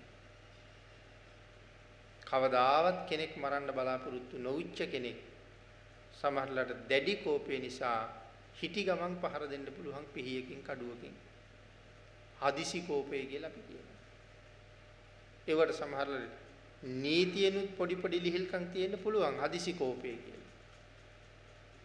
නමුත් මේ සංසාරෙන් නම් ලිහිල් බවක් නෑ හදිසි කෝපය කියලා. එහෙනම් ද්වේෂය හරි භයානකයි. සමහරලාට අම්මට තාත්තට අතක් උස්සන්න කවදාවත් බලාපොරොත්තු නොවිච්ච කෙනෙක් දැඩි ද්වේෂය නිසා අතේ තියෙන දෙයකින් ඒ අයට පහර දෙන්න උනත් පුළුවන්. නිසා ද්වේෂයෙන් නිසා රැස් වෙන අකුසල් මෙතෙකයි කියලා කියන්න බැරි තරම්. ඒකයි ද්වේෂය භයානකයි කියලා මෙච්චරම කියන්නේ. අන්න ඒක නිසා මේ ද්වේෂයෙන් අත්මිදෙන්න යම් කෙනෙක් කැමති නම් ආන් ඊයට අවවාද දුන්න සූත්‍ර කීපයක් තමයි මෙන්න මේ ආඝාත පටිවිනේ සූත්‍රය. කකචූපම අවවාදය. ආඝාත පටිවිනේ සූත්‍රයේ සරියුත් මහරහතන් වහන්සේ තමයි පැහැදිලි කරන්නේ. එහි ද්වේෂය නැති කරගන්න ආකාර පහක් විතර පැහැදිලි කරනවා. කොහොමද? සඳහන් කළා මෛත්‍රී වශයෙන් භාවනාව වඩන්න කියලා. මොකටද? ද්වේෂය නැති කරගන්න. මෛත්‍රී භාවනාව වඩන්න කියලා කියනවා. ආඝාත පටිවිනේ සූත්‍රයේ ද්වේෂය නැති කරන ආකාර පහක් සඳහන් කරනවා. අපි කරුණු ටික කෙටියෙන් පැහැදිලි කරමු. යම් පුද්ගලයෙකුගේ කාය සමාචාරය හොඳ නැහැ. නමුත් වචී සමාචාරය ඊටම හොඳයි. කායික හැසිරීම නම් හොඳ නැහැ. ඉන්නේ කොතනද කියලා දන්නේ නැහැ. කරන්න ඕනේ මොනවද කියලා දන්නේ නැහැ. කවුරු එක්කද කතා කරන්නේ කියලා දන්නේ නැහැ. සමහර වෙලාවට පන්සලේ ගිහිල්ලා පුටුවකම වාඩි වෙනවා. මේ ආවේ පන්සලට. පන්සලේ පුටුවේ වාඩි වෙන්න හොඳ නැහැ. එහෙම දෙයක් නැහැ. කාය සමාචාරයේ කිසි සංවරයක් නැහැ. ගිහිල්ලා සමහර නායක හඳුරන්ගේ පුටුවේම වාඩි වෙනවා. කතා කරන්නේ කවුරු එක්කද? මේ ගරු කටයුතු භික්ෂුන් වහන්සේ නමක් එක්කද? එහෙම නැත්නම් අම්මා එක්කද? ගුරුවරයා එක්කද? තාත්තා එක්කද? ඒ කාරණාව දන්නේ නැහැ. නමුත් ඔහුගේ වචී සමාචාරය හොඳයි. ඒ වෙලාවේ එතන හැසිරෙන්න දන්නේ නැහැ. අම්මා ළඟ හැසිරෙන්න දන්නේ නැහැ. තාත්තා ළඟ හැසිරෙන්න දන්නේ නැහැ. සහෝදරයා සහෝදරිය ගාව හැසිරෙන හැටි දන්නේ නැහැ. යාළුවා මිත්‍රයා ගාව හැසිරෙන හැටි දන්නේ නැහැ. කාය සමාචාරය හොඳෙම නැහැ. හැබැයි සදාහන් කරනවා වචී සමාචාරය තමයි. වචනය කියහම හැමෝම පහදිනවා ඒ වචනේට. ඒ වචනේ තුල තියෙන පුදුම ලෙන්ගතු බවක්. පුදුම මිහිරි බවක්. නමුත් කාය සමාචාරය හොඳ නැහැ. දැන් එතකොට මේ පුද්ගලයාගේ එක නරක පැත්තක් තියෙනවා, එක හොඳ පැත්තක් තියෙනවා. දැන් ඔහු කෙරෙහි මට අමනාපයක් උපදිනවා. අමනාපය උපදිනකොට ද්වේෂය ඇති වෙච්ච නිසා මටනේ බලපාන්නේ. ආන් ඒ හින්දා සඳහන් කළා ඔහුගේ නරක පැත්ත හිතන්න එපා කියලා. ඔහුගේ හොඳ පැත්ත කල්පනා කරන්න. වචී සමාචාරය හොඳයි. ඒ ගැන හිතලා අර හැසිරීම ගැන ඇති වෙච්ච ද්වේෂය නැති කරගන්න කියලා කිව්වා. හොඳ පැත්ත හිතලා නරක පැත්ත පිළිබඳව උපන්න ද්වේෂය නැති කරගන්න. මේක තමයි ආඝාත පටිවිනේ සූත්‍රයේ පළවෙනි උපදේශය. ඉතින් මේක විස්තර කරන්න තව උදාහරණ සාරිපුත්යන් වහන්සේ දක්වලා තියෙනවා. නමුත් අපි කෙටියෙන් මේ කරුණ මේ සූත්‍රයේ විස්තර කරන්නයි මේ සඳහන් කරන්නේ. දෙවෙනි කාරණාවක් දේශනා කළා වචී සමාචාරය හොඳ නැහැ. නමුත් කායික හැසිරීම හොඳයි. වචී සමාචාරය හොඳ නැහැ. කතා කරන්න ගියහම කට ඇරියොත් ඕනෙම නැහැ. හැබැයි වැඩ කරන්න ගියහම කල යුතු හැම දෙයක්ම කරනවා. නමුත් මොහු කතා කරනවා දැක්කහම කේන්ති වෙනවා. ආන් ඔහුගේ කාය සමාචාරය හොඳ හින්දා ඒ ගැන හිතලා ඔහු පිළිබඳව ඇති වෙන අමනාපය නැති කරගන්න උත්සාහ දරන්න. ඔහු තුල තියෙන හොඳ කාය සමාචාරය පිළිබඳව මෛත්‍රී සිතක් උපදවාගෙන ඔහුටම මෛත්‍රී කරන්න කියලා කියනවා. ඊළඟට සඳහන් කළා තුන්වෙනි කාරණාව කාය සමාචාරය හොඳත් නැහැ, වචී සමාචාරය හොඳත් නැහැ. නමුත් සමහර වෙලාවට ශ්‍රද්ධාව තියෙනවා. නැත්නම් කයේ හැසිරීම හොඳ නෙත් නැහැ, වචනයත් හොඳ නැහැ. නමුත් වෙලාවකට ශ්‍රද්ධාව තියෙනවා. මොකද වෙලාවකට දකින්නවා මල් නෙලාගෙන ගිහිල්ලා බුදුන් වඳිනවා. තව වෙලාවක දකින්නවා ධර්මශාලාවේ වාඩි වෙලා බණ අහනවා. තවත් වෙලාවක දකින්නවා ඔහු භාවනා කරනවා. නමුත් කාය සමාචාරය හොඳත් නැහැ, වචී සමාචාරය හොඳත් නැහැ. වෙලාවකට ශ්‍රද්ධාව දකින්න. ඊට කලාතුරකින් දකින්නේ. නමුත් නිතරම ඔහු පිළිබඳව අපිට ඇති වෙන ද්වේෂය කාලාන්තරයකින් කලින් ඔහුගේ දැකපු හොඳ ක්‍රියාව ගැන කල්පනා කරලා ඔහු පිළිබඳව උපදින ද්වේෂය නැති කරගන්න කියලා සඳහන් කරනවා තුන්වෙනි කාරණාව. හතරවෙනි කාරණාව සඳහන් කරනවා කයේ හැසිරීමත් හොඳ නැහැ, වචනේ හැසිරීමත් හොඳ නැහැ, ශ්‍රද්ධාවත් නැහැ, සමත විදර්ශනා වඩන්නෙත් නැහැ, බණ අහන්නෙත් නැහැ, ਸਰවාකාරයෙන්ම පැහැදෙන්න හේතුවක් ඇත්තෙම නැහැ. ඔහුනම් හොඳනෙම නැහැ, පැහැදෙන්න හේතුවක් ඇත්තෙම නැහැ. නමුත් මොහු කෙරෙහි උපන් ආඝාතය නැති කරගත යුතුයි කියලා දේශනා කරනවා. පැහැදෙන්න පැත්තක් ඇත්තෙම නැහැ. මොන පැත්තෙන් බැලුවත් පුද්ගලයා පිළිබඳව කේන්තියක්ම තමයි ඇති වෙන්නේ. නමුත් ධර්මයේ සඳහන් කරනවා ඔහු පිළිබඳවත් මට ඇති වෙන කේන්තිය මමම හිතලා නැති කරගන්න ඕනේ කියලා. එහෙම නැත්නම් බලපෑම තියෙන්නේ ඔහුට නෙමෙයි, බලපෑම තියෙන්නේ මටමයි. මේක හතරවෙනි කාරණාව. ඊළඟට පස්වෙනි කාරණාව පැහැදිලි කරනවා තව කෙනෙක් ඉන්නවා කාය සමාචාරයත් ඊටාම හොඳයි, වචී සමාචාරයත් ඊටාම හොඳයි. මොහු ළඟ ශ්‍රද්ධාවක් තියෙනවා, කාලෙන් කාලට සමත විදර්ශනාත් වඩනවා, ඊටාම ඉහළයි. ඒ කියන්නේ ඊටාම හොඳ පුද්ගලයෙක් පිළිබඳ. එවන් කෙනෙක් කෙරෙහි යම් කෙනෙක් තුල යම් ගහගාතයක් අකමැත්තක් ඉපදුනොත් එය ਸਰවාකාරයෙන්ම නැති කරගත යුතුයි. මේ පස්වෙනි කෙනා හැම පැත්තෙම ඉහළයි. නමුත් හැම පැත්තෙම හොඳ කෙනා පිළිබඳවත් සමහර කෙනෙකුගේ හිතේ ද්වේෂය උපදින්න පුළුවන්. හැබැයි ඒක අනික් හැම ද්වේෂයකටම වඩා හරි බලවත්. ඒ නිසා ඒ ද්වේෂය නම් ਸਰවාකාරයෙන්ම නැති කරගත යුතුයි කියලා සඳහන් කරනවා. එතකොට මේ හැම පැත්තෙම හොඳයි කියලා කියහම බුදුරජාණන් වහන්සේ පිළිබඳව තරහ ගියපු අයත් ඉන්නවා. බුදුරජාණන් වහන්සේට බැනපු අයත් ඉන්නවා. සාරිපුත්ත මොග්ගල්ලාන කියන මහරහතන් වහන්සේලාට බැනපු අයත් ඉන්නවා. එහෙනම් මෙන්න මේ වාගේ ශ්‍රේණාශ්‍රවයන් වහන්සේලා පිළිබඳව කේන්ති ගත්ත අයත් ඉන්නවා. අනාගාමීන් වහන්සේලා පිළිබඳව කේන්ති ගන්න අයත් ඉන්නවා. සකදාගාමි සෝවාන් කියන උත්තමයන් වහන්සේලා කෙරෙහි කේන්ති ගන්න අයත් මේ ලෝකේ නැත්තේ නෑ.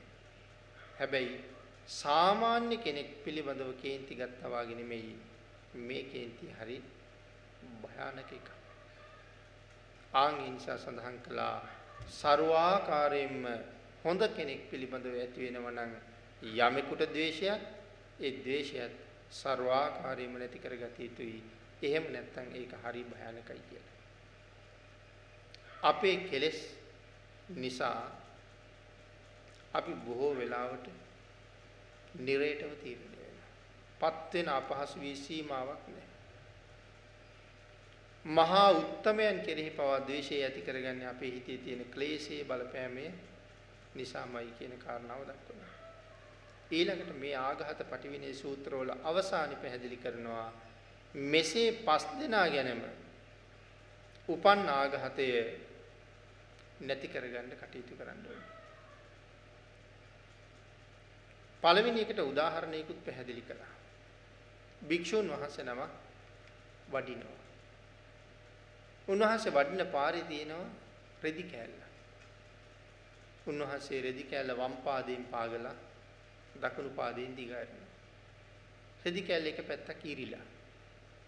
නමුත් කෑල්ලක් වැඩකට ගන්න බැරිකමක් නැහැ. උන්වහන්සේ රෙදි කෑල්ල අරන් යනවා.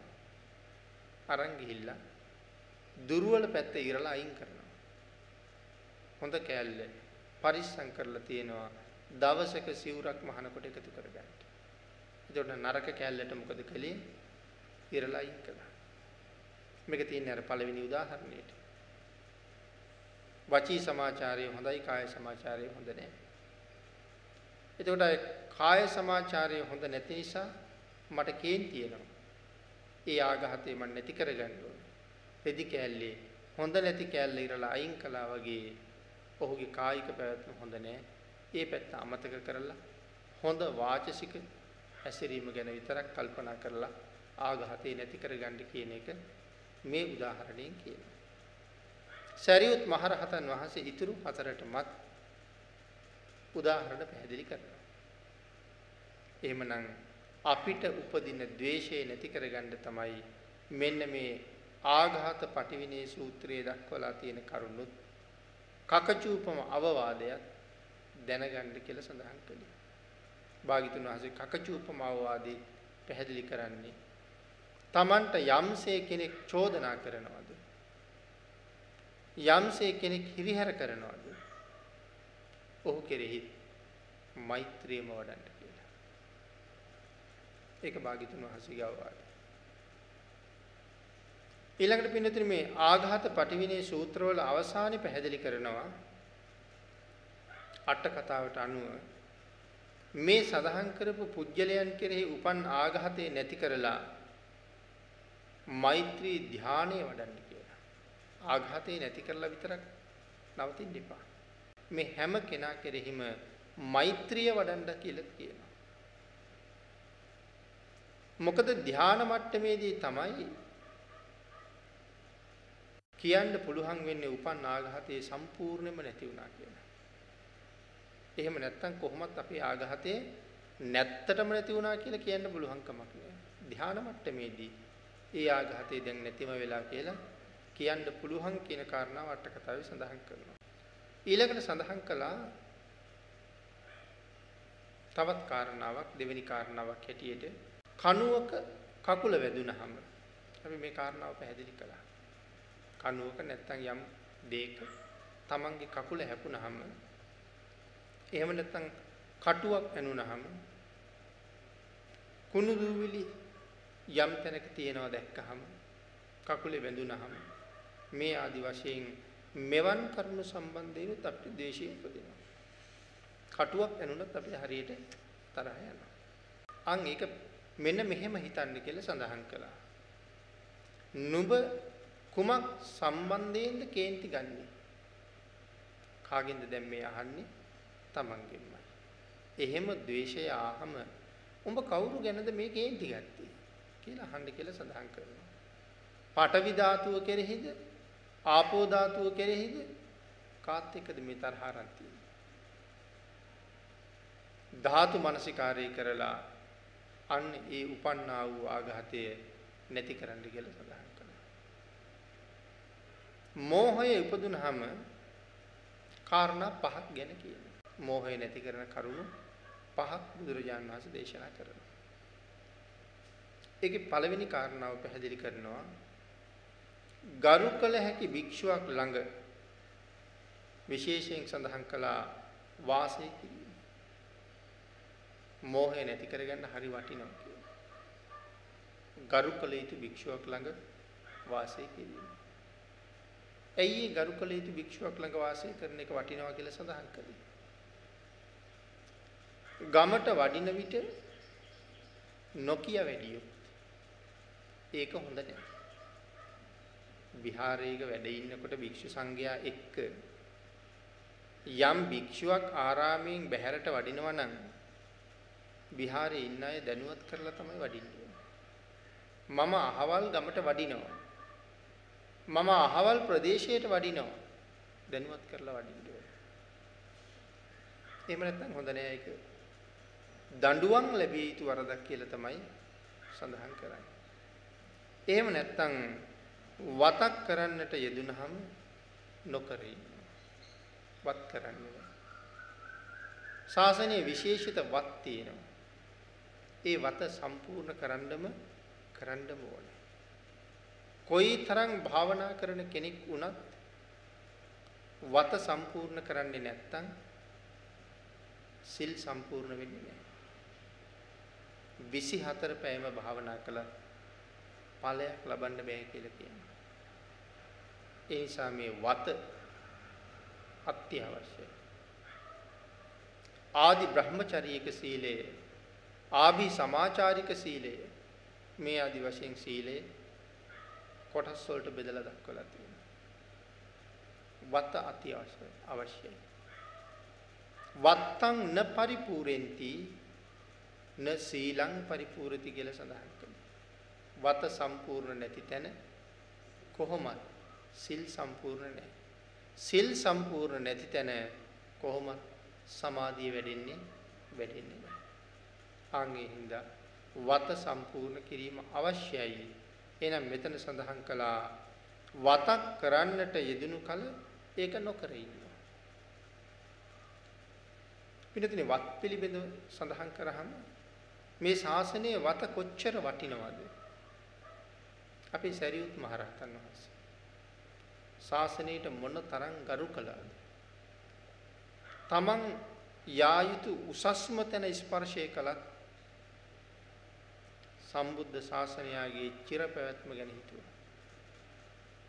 පිණ්ඩපාතේ වඩිනකොට බුදුරජාණන් වහන්සේ ළඟින්ම වඩින්න ඕනේ සුදුසුකම් තියෙන කෙනා. නමුත් උන්වහන්සේ භික්ෂූන් වහන්සේලා පිණ්ඩපාතේ වැඩියට පස්සේ භික්ෂූන් වහන්සේලා පිඬුසිඟා වඩිනවා. සරියුත් මහරහතන් වහන්සේ සංඝයාගේ ආරාම ගානේ වඩිනවා. එයි සමහර වෙලාවට වේලෙන්න දාපු සිවුරු බිම වැටිලා තියෙන්න පුළුවන්. කුටිය ඇමදපු කොස්ස තැනක විසි කරලා දාන්න පුළුවන්. මිදුල ඇමදපු ඉදල ඔහේ නුසුදුසු විදිහට තියලා තියෙනවා වෙන්න පුළුවන්. නමුත් මේ ඔක්කොම සංගලාභ. සියලු දෙනාම ආරාම වලින් බැහැරට ගියහම තීර්ථකයෝ එන්න පුළුවන්. තීර්ථකයෝ ඇවිල්ලා මෙවුවා හොඳට විමසනවා. සිවුරු පිළිකර කොහොමද තියලා තියෙන්නේ? කුටි ඇමදලා පිරිසිදු කරලා තියෙනවද? මහ ජනතාව පූජා කරන මේ සංගලාභ පිළිවෙලට තියලා තියෙනවද? ඒව බලාගෙන ගිහිල්ලා සමාජයට ගිහිල්ලා චෝදනා කරනවා. ශ්‍රමණ බවත් ගෞතමයන්ගේ ශ්‍රාවකයෝ මෙන්න මෙහෙමයි හැසිරෙන්නේ කියලා. ආන් ඒ චෝදනාව වෙන්න පටන් ගත්තොත් ඒක හොඳ නැත්තේ භාග්‍යතුන් වහන්සේට සහ ශාසනයට. ඒ හින්දා සරියුත් මහරහතන් වහන්සේ ඒ අවට කුටිවල ඒ සියල්ලම සම්පූර්ණ කරලා තමයි පිණ්ඩපාත වඩින්නේ. තමන් වහන්සේගේ කුටියේ ශිෂ්‍ය නමක් ඇමදලා දුන්නොත් සඳහන් කරනවා මහරහතන් වහන්සේ නැවත තමදිනවා කියලා. ඒ අර ශිෂ්‍ය භික්ෂුව ඇමදුවා හොඳ මදි හින්දා නෙමෙයි. තමන් වහන්සේගේ වත සම්පූර්ණ වෙන්න ඕනේ. මෙවන් භික්ෂූන්ගෙන් මේ ශාසනයේ ලස්සනට පිරීලා තිබුණා. ඒ නිසයි සම්බුද්ධ ශාසනයේ ඒ තරම් ගරු ගන්න. ඉතින් ඒ හින්දා වත් අත්‍යවශ්‍යම සාධකය. අවශ්‍යයි වත්. එම්න සඳහන් කළා ගමට වඩින විට නොකිය වැඩියොත් වතක් යෙදුන කල නොකර හිටියොත් ආචාර්යයන් වහන්සේලා දඬුවම් කර්ම වලට ලක් කරන්න පුළුවන්. ආචාර්යවරු එහෙම කරනවා. නුසුදුසු වැඩ කරාම දඬුවම් කරනවා. වතුර කලකිරි 100ක් ගෙනල්ලා මෙන්න මේ වාජන ටික පුරවන්නේ. දඬුවමක් දෙනවා. අන්න ඒ වාගේ දඬුවම් තියෙනවා. අන්න ඒ නිසා දඬුවමට බයි තමන් අතින් වෙන්න තියෙන වැරද්ද වළක්වා ගන්න හැම වෙලාවෙම සිහියෙන් ඉන්නවා. දඬුවමට බය නිසා. ඊළඟට සඳහන් කළා ඊටාම ගරු කටයුතු ආචාර්යවරයෙක් ඉන්නකොට මේවත් මග හරින්න හිතෙන්නේ නැහැ කියලා. ආචාර්යවරයා ඊටාම ගරු කටයුතුයි. එහෙම තැන වතපිලිවෙත අත්හරින්න හිතෙන්නේ වත සම්පූර්ණ කරන්නම හිතෙනවා. මග හැරියොත් දඬුවම් ලැබෙන බවක් දන්නවා. අන්න ඒ නිසා ඒ වත් කරන්න යෙදෙනවා. එහෙම යෙදෙනකොට මෝහය නැති වෙනවා කියලා පළමුවෙනි ක්‍රමය දක්වනවා. මේ වත් කරන්න යෙදෙනකොට මෝහය තමයි නැති වෙන්නේ. ඒක තමයි මෝහය නැති කරන පළවෙනි ක්‍රමය මොකක්ද? ගරු කටයුතු භික්ෂුන් වහන්සේ නමක් ළඟ වාසය කිරීම. දෙවැනි ක්‍රමයේ සඳහන් කරනවා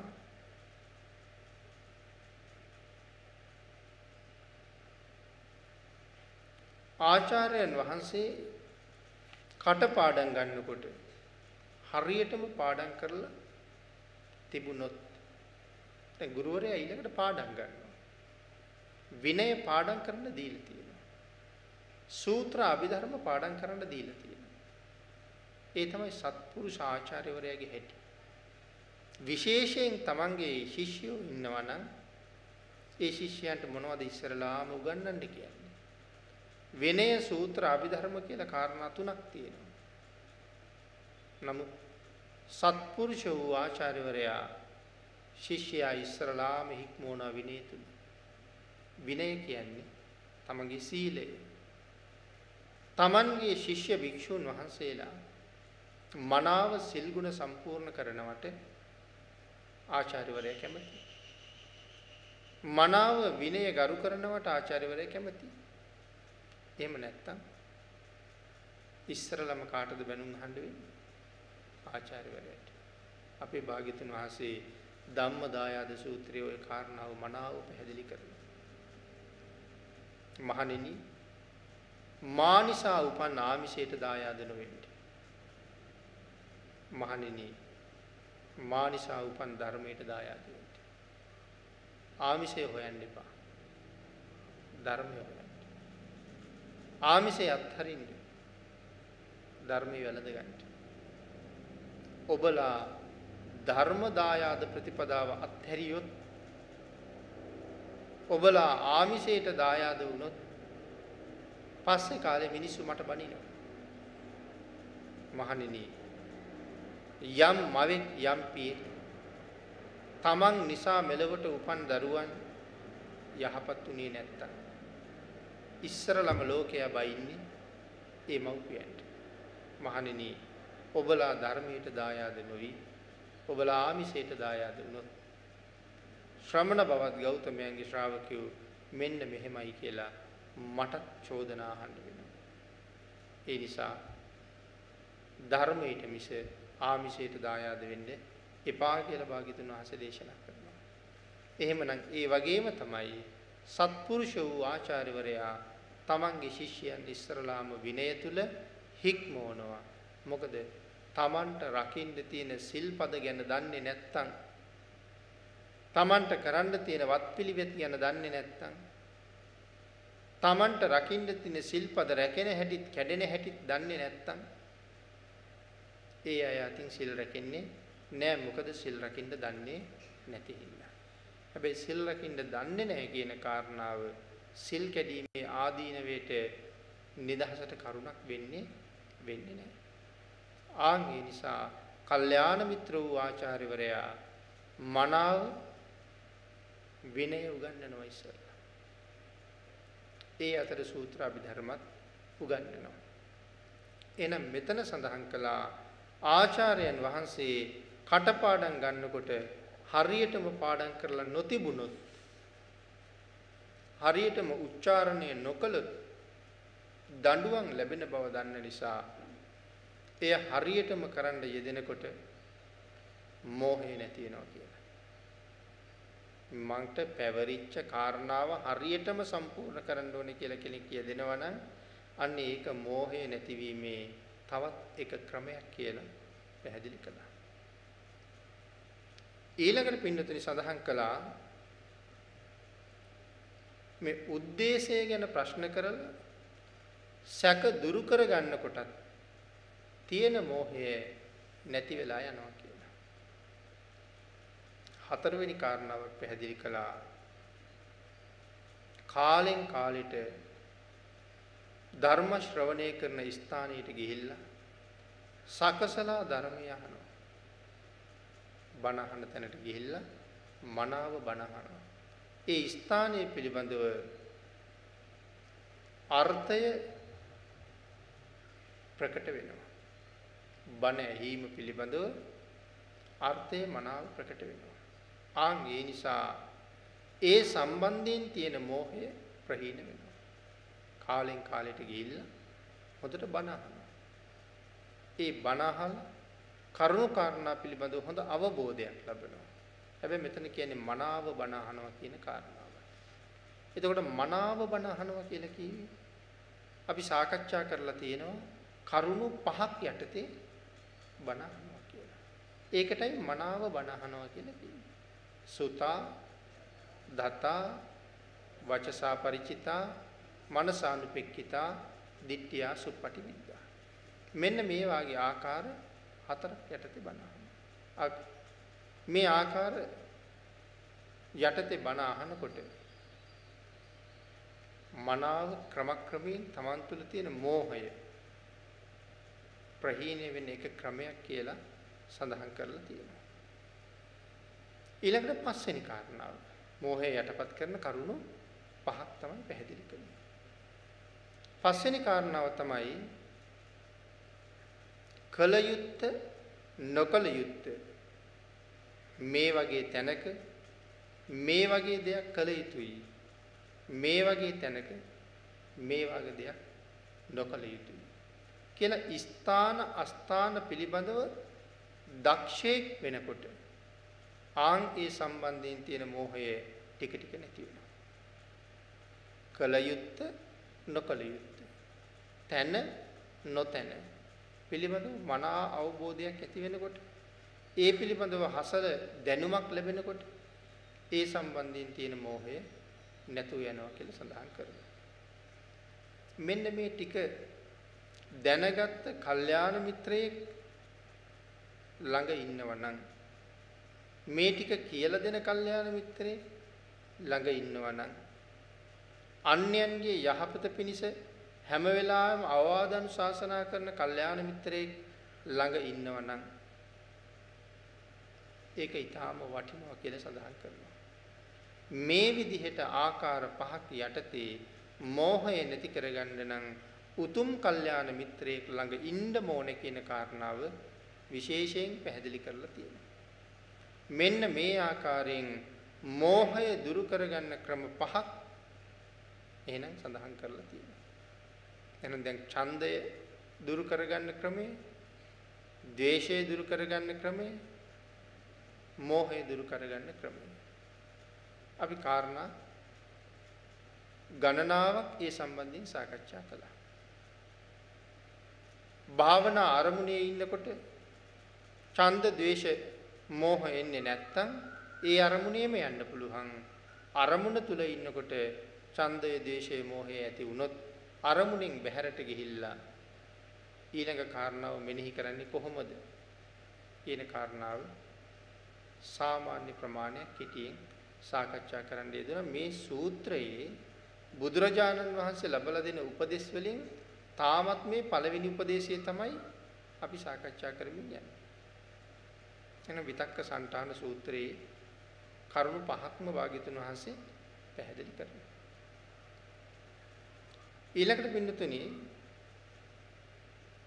මෝහය නැති කරන ක්‍රම පහ ආපහු ආවර්ජනය කළොත් ගරු කටයුතු භික්ෂූන් වහන්සේ නමක් ළඟ වාසය කිරීම, පාඩම් කිරීම හා පාඩම් දීම, උගත් දේ නැවත නැවත මෙනෙහි කිරීම, ඒ වගේම ප්‍රශ්න අහලා ඒ දේ විසඳා ගැනීම, කාලෙන් කාලෙට සකසලා ගෞරවපූර්වකව ධර්ම ශ්‍රවණය කිරීම, ස්ථාන අස්ථාන පිළිබඳව මනා අවබෝධය. මෙන්න මේ කාරණා පහ යටදී මෙන්න මේ මෝහය නැති කරගන්න පුළුවන් කියලා සඳහන් කළා. ඊට අමතරව සඳහන් කරනවා පින්නතුනි 38ක් වූ අරමුණු මූලික කරගෙන අරමුණු ප්‍රහීන වෙනවා. මේ 38ක් වූ අරමුණු මූලික කරගෙන තමන්ගේ අරමුණු ප්‍රහීන වෙනවා. මොන අරමුණුද ප්‍රහීන වෙන්නේ? කෙලෙස් සහිත අරමුණු. දැන් කර්මස්ථාන 38ක් ගැනනේ කිව්වේ. මෙන්න මේ ඡන්දයයි, ද්වේෂයයි, මෝහයයි කියන ප්‍රබල අකුසල් මේ කර්මස්ථාන 38 වඩනකොට කොහොමත් ප්‍රහීණය වෙනවා. ඕනෑම අකුසල චිත්තයක් කුමන කුසල චිත්තයක් මෙනෙහි කළත් නැති කරන්න පුළුවන්. ඕනෑම අකුසලයක් නැති කරන්න පුළුවන් කුසල් සිතක් මෙනෙහි කරලා. නමුත් සඳහන් කරනවා මේ දක්වපු කරුණු අපි මේ සාකච්ඡා කරපු කරුණු ටික රාගය නැති කරන්න, ද්වේෂය නැති කරන්න, මෝහය නැති කරන්න දක්වපු කරුණු ටික ගැනයි ඒ කියන්නේ. කෙලින්ම රාගයට, ද්වේෂයට, මෝහයට ප්‍රතිවිරුද්ධ වෙන නිසා මෙහෙම දක්වලා තියෙනවා. ওই කරුණු ටික කෙලින්ම රාගයට, ද්වේෂයට, මෝහයට විරුද්ධයි. ඍජුවම විරුද්ධයි. මේ 38ක් කරුණු වල වක්‍රව විරුද්ධ වෙන ක්‍රමයක් තියෙන්න පුළුවන්. නමුත් මේ කාරණා ටික ඍජුවම විරුද්ධයි මේ අකුසල ධර්මයන්ට. සඳහන් කරනවා කොහොමද යම් ගින්නක් ඇවුලුණු තැනකට ඒ ගින්න නිමණ්ඩ අපිට හුඟක් දේවල් කරන්න පුළුවන්. ගිනි ගොඩට පස් දාන්න පුළුවන්. එතකොටත් ගින්න නිවෙනවා. ඊළඟට සඳහන් කළා එම ගින්න නැතිකරන්න තෙත දර වාගේ දේවල් දාන්න පුළුවන්. වේලුණු දර ඇවිලෙනවා. තෙත දර දාන්න පුළුවන් ගින්න නිවෙන්න. එතකොට ගින්න බාල වෙලා නිමිලා යනවා ටික ටික. අමු අතු ගොඩක් කඩලා දැම්මොත් ඒත් ගින්න නිමෙනවා. නමුත් පින්නතුනි පස් ගොඩකට යට කළත් යම් ප්‍රමාණයක් යටින් පැතිරලා යන්න තියෙන ඉඩක් සමහර වෙලාවට තියෙනවා. අමු දැව කඳන් දැම්මත් සමහර තද ගින්නක් තිබ්බ තැනක රත් වෙලා අමු කොටේ ගිනි ගන්නත් පුළුවන්. තෙත අතු දැම්මත් ඒ අතුත් රත් වෙලා එව්වත් වේලිලා ගිනි ගන්න පුළුවන්. නමුත් ඒ දේවල් වලින් ගින්න නිමණ්ඩත් පුළුවන්. හැබැයි ඒ සියල්ලටම වඩා හොඳයි ජලය වැක්කිරීම. අය පැතිරෙන ප්‍රමාණයක් ඇත්තෙම නැහැ. ජලය වැක්කිරුවාම එතනම එහෙම්මම නිමිලම යනවා. අන්න ඒ නිසා සඳහන් කරනවා අපි මේ සාකච්ඡා කරපු කරුණු ටික ඡන්දයයි ද්වේෂයයි මෝහයයි නැතිකරන්න හරියට මේ ගින්න නිමණ්ඩ ජලය පාවිච්චි කළා වගේ ඍජුවම අකුසල ධර්මයන් නැතිකරන්න පුළුවන් කාරණා ටිකයි මේ දක්වලා තියෙන්නේ කියලා. ජලය කෙලින්ම ගින්නට විරුද්ධයි. අන්න ඒ නිසා ජලයෙන් නිමුවහම මනාකොට නිමුණා වෙනවා. එහෙනම් මේ කාරණා වලින් පිළියම් කරාම මේ රාග දේශ මොහ මනාවම නැති කරගන්න හරි පහසුවක් ලැබෙනවා කියන කාරණාවයි දක්වන්නේ. එහෙමනම් සඳහන් කරනවා මොන කුසල අරමුණ මෙනෙහි කෙරුවත් අකුසලයේ මඩින්න පුළුවන්. කුසල අරමුණු කෝක මෙනෙහි කරත් අකුසලයේ මඩින්න පුළුවන්. නමුත් ඍජුවම මඩින්න පුළුවන් අවස්ථා අඩුයි. වෙහෙසිලා මඩින්න පුළුවන්. ඒ නිසායි සඳහන් කළේ රාගයට අසුභය සහ අනිත්‍ය භාවනාවයි. රාගය නැති කරන්න අසුභය. සත්වයේ කෙරෙහි රාගය ඇති වුණොත් අසුභය වඩනවා. වස්තුවක් පිළිබඳව සංස්කාරයක් කෙරෙහි අසුභය ඇති වුණොත් අනිත්‍ය වඩනවා. ද්වේෂයට මෛත්‍රිය සහ ධාතු මනසිකාරය. සත්වයේ කෙරෙහි ද්වේෂය ඇති වුණොත් මෛත්‍රී කරනවා. සංස්කාරයක් කෙරෙහි ද්වේෂය ඇති වුණොත් ධාතු මනසිකාරය. මෝහයට උපනිශ්‍රේ ධර්ම පහයි. මෙන්න මේ ටික මේ අකුසල් වලට කෙලින්ම විරුද්ධ නිසා මෙහෙම දැක්වා කියලා සඳහන් කරලා තියෙනවා. මේ කාරණා ටික අකුසලයට කෙලින්ම විරුද්ධයි. ඒ නිසයි මේ විදිහට දැක්වේ කියන කාරණා වට කතාවේ පැහැදිලි කරනවා. එතකොට අපි මේ සාකච්ඡා කරගෙන යන්නේ තවමත් පළවෙනි කාරණාවමයි කියලා මුලින් සිහිපත් කළා. අට කතාවේ අන්තර්ගත කරුණු විශේෂයෙන් සාකච්ඡා කරපු නිසා සූත්‍රයට වඩා බොහෝ කරුණු අපිට සාකච්ඡා කරන්න ලැබෙනවා. හැබැයි සමහර වචන සමහර කරුණු සූත්‍රයක් කියවනවට වඩා ටිකක් ගැඹුරු බව වැටහෙන්න පුළුවන්. ඒ වුණාට මේ කාරණාව උවමනාවෙන් දෙතුන් පාරක් අහනකොට අපිට මේ කාරණාව අපේ අත්දැකීමුත් එක්ක හොඳටම ගැළපිලා හොඳටම වැටහෙනවා. ඒක මනාව දේශනාවක් අහනකොට ස්වභාවයි. පළවෙනි වතාවේ දේශනාවක් ඇහුවහම ටිකයි තේරෙන්නේ.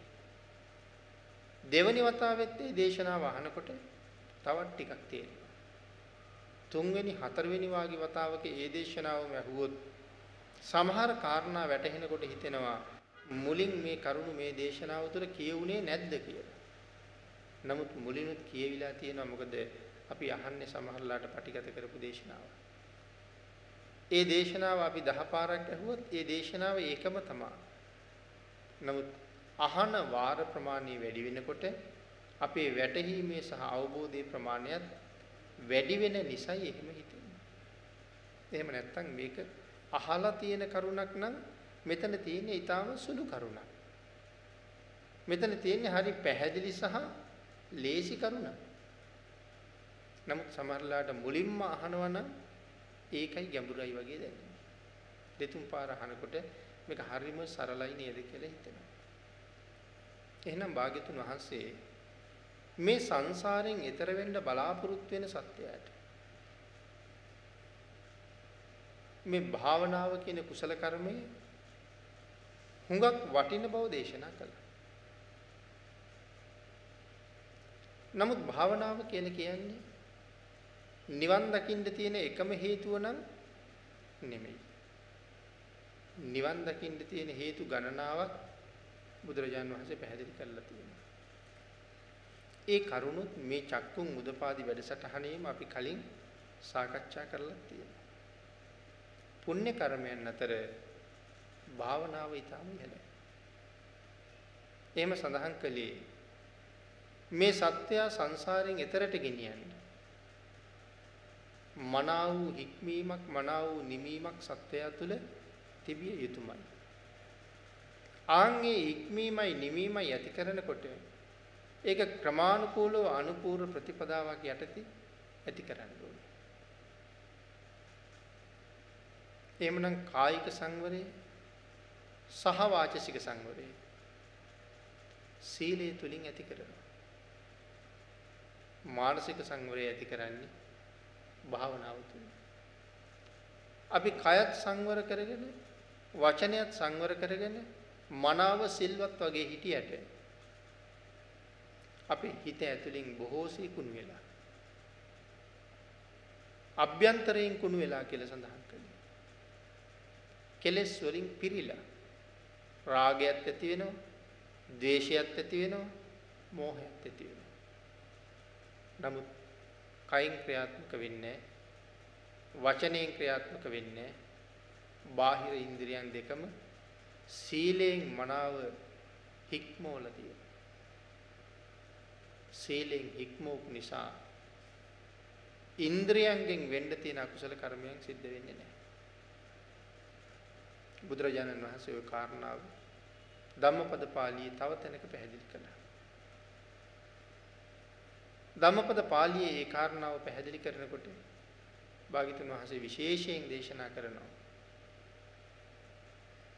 යම් කෙනෙක් සීලය තුල හික්මිලා නම් සීලය තුල සංවර වෙලා නම් කවදාවත් අකුසලයට යන්නේ නැහැ. නමුත් සීලය තුල සංවර නැත්තම් සීලය තුල හික්මිලා නැත්තම් ඒ අය අකුසල් කරන එක නවත්තන්නත් බැහැ. එහෙනම් මේ සීල සංවරය තුල කයයි වචනයයි මනාව හික්මවනවා සීලය තුල. නමුත් හිත සංවර කරගත්තේ නැත්නම් ඒ සීලේ මනා සම්පූර්ණ බවක් නෑ. හිත සංවර කරන්න පුළුවන්කම තියෙන්නේ භාවනාව තුළින්. සමාධිය ඇති කරගන්න පුළුවන්කම තියෙන්නේ භාවනාව තුළින්. සිහිය පිහිටවා ගන්න පුළුවන්කම තියෙන්නේ භාවනාව තුළින්. යම් කෙනෙක් මනා සිහියෙන් කටයුතු කරනවා නම් එදිනෙදා ජීවිතය තුළ ඔහුට විමුක්තියත් බොහෝම ළඟයි. එක භික්ෂූන් වහන්සේ නමක් අපවත් වෙන්න ආසන්නයි. උන්වහන්සේ රහතන් වහන්සේ නමක් කියලා තමයි හැමෝම හිතාගෙන ඉන්නේ. බොහොම අසාධ්‍යයි පිරිනිවන් පාන්න ළඟයි කියලා තමයි මිනිස්සු දන්නේ. මිනිස්සු සතපුම් ගණන් පේලි හැදිලා උන්වහන්සේ වැඳ ගන්නේ. ආරාමයේ ඉන්න භික්ෂුන් වහන්සේලා ඒක දැකලා ඒ වයසක ස්වාමින් වහන්සේ ළඟට ගිහිල්ලා කියනවා ස්වාමීනි රහතන් වහන්සේ නමක් පිරිනිවන් පාන්න ලෑස්ති වෙනවා කියලා. මිනිස්සු සතපුම් ගණන් පොලි මේනවා වැඳ ගන්න. ඔබ වහන්සේ ගාව එහෙම ලබාපු උතුම් ඵලයක් මොකවත් තියනවද කියලා ඇහුවා. නෑ කිව්වා. මම රහත් වෙලා නෑ. එහෙම ඵලයක් නෑ. මහණෙනි මගේ එහෙම රහත් වෙන්න බලාපොරොත්තුවක් තිබෙත් නෑ. මේන් සමු අරගෙන සුගතියක උප්පත්තිය ලැබලා පිරිනිවන් පාන එක මගේ බලාපොරොත්තුවයි. නමුත් දැන් හරි ප්‍රශ්නයක් මිනිස්සු ඔක්කොම ඉන්නේ රහතන් වහන්සේ නමක් බලන්න. මොකද ස්වාමීනි දැන් කරන්නේ කියලා ඇහුවා. එහෙනම් ආයුෂ්මතුනි මම මේ යහන මත ඉඳවන්න කියලා කිව්වා. නැගිටින්නවත් බාරු නෑ දැන්. උන්වහන්සේ නැගිටවල ඉඳෙව්වා. එහෙමනම් දොර වහගෙන යන්න කියලා කිව්වා.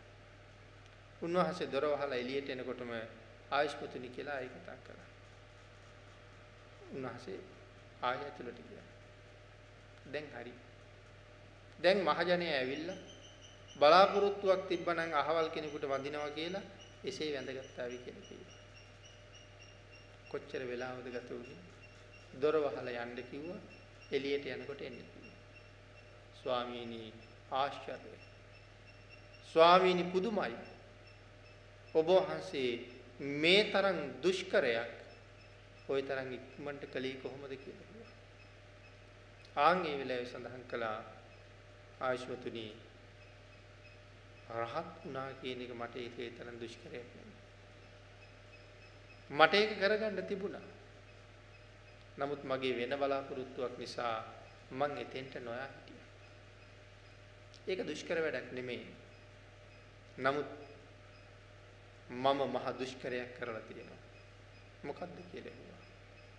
මහාන වෙච්ච දවසේ ඉඳලා අද මේ මොහොත වෙනකම්ම සිහියෙන් ප්‍රඥාවෙන් තොරව කරපු එකම වැඩක්වත් මගේ ජීවිතේ නෑ. ආන් ඒක තමයි මම කරපු දුෂ්කරය කියලා සඳහන් කළා. නමුත් ආන් ඒ තරම් මනා වූ සිහි කල්පනාව ඇතුළු මනා සතිපට්ඨානයකින් යුක්තව තමන්ගේ කටයුතු සම්පූර්ණ කරගත්ත නිසා උන්වහන්සේ අවසාන බලාපොරොත්තුව අර වගේ සුළු මොහොතින් මුදුන්පත් කරන්න පුළුවන්. එනම් මනා සිහිය ඇති කරගන්න නම් හිතේ සංවරය හරියට තියෙනවා. චිත්ත සමාධිය හැම කුසල කර්මයකටම මුල් වෙනවා. හැම කුසල කර්මයක්ම මහත් වූ කුසල් බවට පත් කරන්නත් චිත්ත සමාධියේ පුදුම උපකාරයක් කරනවා. එහෙම නැති වුණොත් අපි පින්කම් හුඟක් කරලා තියෙනවා. නමුත් මහත්ඵල වෙනකම් කරන්න තවම හරියට ශක්තිය තිබෙන්නේ නැහැ. සමහර පින්කම් අසංකාරිකයි, සමහර පින්කම් සසංකාරිකයි. ඒ සසංකාරිකයි කියලා කියන්නේ අනුන්ගේ මෙහෙයවීමක් තුලින් කරන පින්කම්. මෙන්න මෙහෙම කරන්න කියලා කියහම කරනවා. සසංකාරිකයි කියලා කිව්වේ ඒකයි. අසංකාරිකයි කියලා කිව්වේ අනුන්ගේ මෙහෙයවීමක් නැතුව තමන්ම හිතලා කරනවා. එහෙමනම් ප්‍රඥාව පිළිබඳව සඳහන් කරනකොටත් කියනවා සුතමේ ඥාන,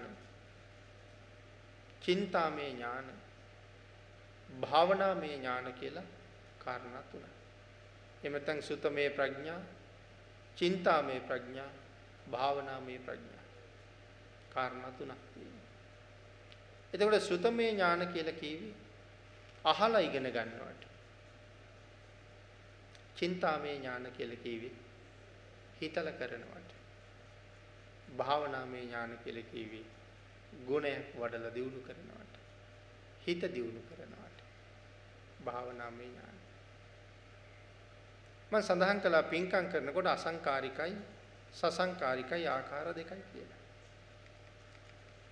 අසංකාරිකව කරන කුසල් වල බලය බොහොම වැඩි.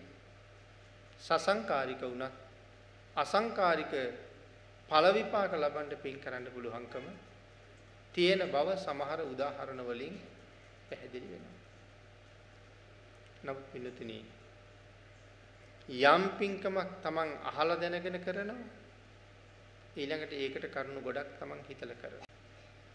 මම සඳහන් කළා හිතේ සංවරය නැති තැන ওই එකක්වත් එච්චර බලවත් කරන්න බෑ කියලා. සමහර වෙලාවට වයසේ මෙච්චර කාලයක් ජීවිතයේ ගෙවිලා තිබුණත් තාමත් මනාව සිහිය පිහිටවාගෙන අපිට নমස්කාරයවත් කියන්න බැරි වෙන්න පුළුවන්. নমස්කාරය කියනකොටත් හිත බුදු ගුණය තුල තැම්පත් නොවි පිටට යන අවස්ථා කොච්චර තියෙනවද? ඉතිපිසෝ භගවා අරහං කියනකොට පටන් ගත්ත තැන ඉඳලා නවාරහාදී ගුණය කියනකොට කීපාරක් හිත එළියට යනවද? එහෙමනම් පැයකමාරක් බුදුන් වැඳලා ඉවර වෙනකොට වන්දනාව තුළ කොච්චරද බැහැරට ගියපු අවස්ථා කොච්චරද? නමුත් පටන් ගත්ත තැන ඉඳලා අවසානයේ දක්වා ශ්‍රද්ධාවෙන් හිත පිහිටවාගෙනම වන්දනාව කළා නම් අවුරුදු 100ක් අර විදිහට වෙනපු වන්දනාවකට වඩා අර වන්දනාව හරි ප්‍රබලයි. එහෙනම් හිතේ සංවරය නැති තැන අපි කරන හැම කුසලයකම නියම සාර්ථක ප්‍රතිඵලයක් දකින්න අපිට පුළුවන්කමක් නෑ. එහෙනම් සිහිය ප්‍රඥාව උපදවා ගන්න වීරිය වඩන එක ඊටාම වටින කුසලයක් බවට පත් වෙන්නේ ඒක නිසා. ඒ නිසා අපි හැම වෙලාවෙම දැන් මේ භාවනාව භාවනාව වඩන්න සූදානම් වෙනකොට උත්සාහවන්ත වෙනකොට අපි හැම වෙලාවෙම දිනු කරගත යුතු දෙයක් තමයි එදිනෙදා කරන හැම කටයුත්තක්ම සිහියෙන් ප්‍රඥාවෙන් කරන්න. මිදුලාම දින එක වේවා. රෙදි ටික සෝදන එක වේවා. උයන පිහින් එක වේවා. ඒක බොහොම මිහිරි කාර්යයක් බවට පත් වෙනවා ඒ කටයුත්තට වෙනස් වෙනකොට ඒක පිළිබඳව විතරක් හිතනකොට. මිදුලාම දිනකොට ඒ ගැනම හිතනවා. රොඩු ටික අරන් දානකොට ඒකම හිතනවා. පොල් ටික ගානකොට ඒකම හිතනවා. පොල් ටික මිරිකනකොට ඒකම හිතනවා. 3-5 එකතු කරනකොට ඒකම හිතනවා. ලිප මත තියෙනකොට ඒකම හිතනවා. ඕක පුරුදු වෙච්චාම හරි විනෝදයක්. ඒ තුල සිහිය පිහිටවන්න හිත තැම්පත් කරගන්න පුදුම ශක්තියක්. ඒ නිසා වීරිය වැඩි යුතුයි. ඉස්සරලා අපි කරන හැම කටයුත්තක්ම සිහිය කරන්න. කර්මස්ථාන 38ක් ගැන කතා කරනකොට එකක් මෛත්‍රී කර්මස්ථානයි. අපි මෛත්‍රී භාවනාව කරන්න හුඟ අය කැමතියි. නමුත් පින්නතෙනි වාඩි වෙච්ච ගමන් මෛත්‍රී කර්මස්ථානීය දියුණු කරන්න කෙනෙක් ලෑස්ති වෙනවා නම් ඒක ලේසියෙන් කරන්න හරි අමාරුයි. ඒක ලේසි නෑ කරන වැඩි. එහෙමනම් වාඩි වෙලා කරන කටයුත්තට කලින් අපි කළ යුතු තවත් කටයුතු ගොඩක් තියෙනවා. ඒ කටයුතු ටික නිමා කරලා ඇවිල්ලා තමයි වාඩි වුණොත් බොහොම ඉක්මන්. හැබැයි ඒ ටික නොකර ඇවිල්ලා වාඩි වුණොත් ඒකේ තරම් සාර්ථක නෑ. එතකොට මොනවද මේ කලින් කරන්න තියෙන දේවල්? මෛත්‍රිය වඩනවා නම් වචනයෙන් කරන අකුසල් වලින් සම්පූර්ණ වළකින්න වෙනවා. ඊළඟට කෙනෙක් ගැන කතා කරනකොට ඉන්න තැන යම්සේ කතා කරනවද නැති විටත් එසේම කතා කළ යුතුයි. මොකද ඉන්න තැන බොහෝම ලෙන්ගතුකමින් අපේ අයියා, අපේ මල්ලි, අපේ හාමුදුරුවෝ එහෙම කතා කරනවා. ගියාට පස්සේ අපේ කෑල්ලත්, අයියා කෑල්ලත්, මල්ලි ටිකත් මොකවත් නැහැ නම කියලා කතා කරනවා. ওই දෙක අතරේ ලොකු වෙනසක් තියෙනවා. අපිට පේන්නේ නැති වුණාට. එතකොට ළඟ ඉන්නකොට එක චරිතයක්, එක විදිහක්, නැතිකොට තව විදිහක්. ඒක මෛත්‍රිය නෙමෙයි. මෛත්‍රිය වඩන්න බලාපොරොත්තුවක් තියෙනවා නම් ඇති තැනත් නැති තැනත් ඒ ආදර ගෞරවය එසේම වෙන්න ඕනේ. ඒක අනුන් නිසාම නෙමෙයි. ඒක මගේ යහපතකින්ද. ආන් ඒ වාගේ කරුණු සාමාන්‍ය ජීවිතේ ප්‍රගුණ කරගෙන ඇවිල්ලා අන්තිමට වාඩි වුණොත් කාරණාව හරි පහසුයි. එහෙම නැත්නම් වාඩි වෙලා මොනවා හරි මෙනෙහි කෙරුවා මිසක් අපිට වෙච්ච දෙයක් නැතු වෙනවා. ආන් ඒ හින්දා මේ කොයි භාවනාවට ගියත් මනාව සිහියෙන් එළඹෙන එක හරි වටින නිසා එදිනෙදා හැම කටයුත්තක්ම සිහියෙන් කළ යුතු වෙනවා. ඊළඟට මම සඳහන් කළා සුතමේ ඥාන කියලා කොටසක් තියෙනවා. චින්තාමේ ඥාන කියලා තව කොටසක් තියෙනවා. අහලා ඉගෙන ගන්නවා ඊළඟට තමන් හිතලා හුඟක් දේවල් කරන්න තියෙනවා. තමන්ම හිතලා කරන චින්තාමේ ඥාන. බුද්ධාන්තරයක ලැබිච්ච මනුස්ස ජීවිතය වරප්‍රසාද වලින් පිරිච්ච ජීවිතය. මිනිස්සු හරියට වරප්‍රසාද හොයන කාලයක්. වරප්‍රසාද වලට මිනිස්සු හරි කැමතියි. නමුත් හොයා යන වරප්‍රසාද වලට වඩා බුද්ධාන්තරයක ලැබිච්ච උතුම් මනුස්ස ජීවිතයේ වරප්‍රසාද වලින් පිරීලා තියෙනවා. හැබැයි ඒක මිනිස්සු හුඟක් දන්නේ මේක වරප්‍රසාද පිරුණ කාලයක් කියලා. ආන් ඒ නිසා එයින් හිත හිතා ජීවිතයට කුසල් පුරව ගන්න අවස්ථා නම් සීමාවක් නැහැ. එදිනෙදා අපි කරන බොහෝ කටයුතු ප්‍රතිපත්ති පූජාවක් බවට පත් කරගන්න එතකොට පුළුවන්. ඒ වාගේ කරුණු තුලත් සිහිය පිහිටවහම මනාව භාවනාවට හොඳ රුකුලක් එකෙන් ලැබෙනවා. හිත හිතා කරන කටයුතු ප්‍රතිපත්ති පූජාවක් කර හැකි කියලා කියහම සමහර වෙලාවට අපිට අද බුදුන් වඳින්න යන්න සිද්ධ වෙනවා. පන්සලට යන්න සිද්ධ වෙනවා. විහාරයට යන්න සිද්ධ වෙනවා. දානි ටික අරගෙන යන්න සිද්ධ වෙනවා. එහෙම ගියහම බුද්ධ පූජාව කරන්නත් වෙනවා. හුඟක් රැ වෙලා ගෙදර ඇවිල්ලා තියෙනවා. සමහර වෙලාවට නාගන්නෙත් නැතුව නිදාගෙන තියෙනවා. උදේ දානි ගෙනහිල්ලා බුද්ධ පූජාව කරන්න යන්නත් ඕනේ.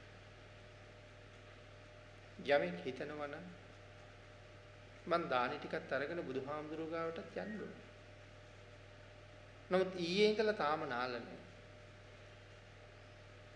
මම බුද්ධ පූජාව අරගෙන යන්න ඕනේ නිසා පාන්දර සීතලේ වුණත් කමක් නැහැ නානවා.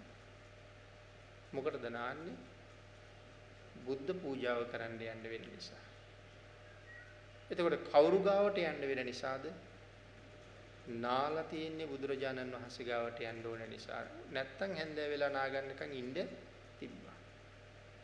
ඒක බුදුරජාණන් වහන්සේ ගාවට යන්න කියලා අරමුණු කරාම ඒකේ විශේෂ කුසලයක් ලැබෙනවා. මම පිරිසිදු වුණෙත් බුදුරජාණන් වහන්සේ ගාවට. රැවුල කපා ගත්තෙත් බුදුරජාණන් වහන්සේ ගාවට. කොණ්ඩේ කපා ගත්තෙත් බුදුරජාණන් වහන්සේ ගාවට යන්න. ඇඳුම් සෝද ගත්තෙත් නැත්නම් සෝදපු ඇඳුම් ඇඳගත්තෙත් බුදුරජාණන් වහන්සේ ගාවට යන්න. එතකොට මේ දේවල් කරන්නේ බුද්ධ පූජාවට යන්න නිසා. නැත්නම් කරන්න ඕනේ නැහැ. තව ටිකක් ඉන්න පුළුවන්. එහෙම හිතහම ඔය හැම දෙයක්ම බුදුරජාණන් වහන්සේ නිසායි කරලා තියෙන්නේ. ආන් ඒ වගේ කාරණා වලින් ඒකයි මම කිව්වේ සුතමය පැත්තෙන් චින්තාමය පැත්තෙන් අපිට කුසල් පුරව ගන්න තියෙන අවස්ථා ඔය විදියට හිතලා තවත් ගොඩක් දේවල් සිද්ධ කරන්න පුළුවන්. සමහර කෙනෙක් හරි කැමති නියපොතු වවාගෙන ඉන්න. මේ කාරණා සමහරලාට භාවනාවටත් හානි කරන දේවල් වෙනවා.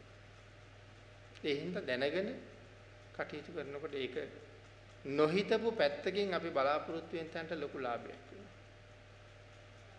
නියපොතු හුඟක් දිග වෙච්චහම සමහරලාට හරියට මල් වට්ටියක්වත් හදාගන්න බෑ. මගේ නියපොත්තෙම වැදිලා මල ඉරෙනවා. මල තැලෙනවා. ඒක තනක් සිවුම් විදිහට පොඩි වෙනවා.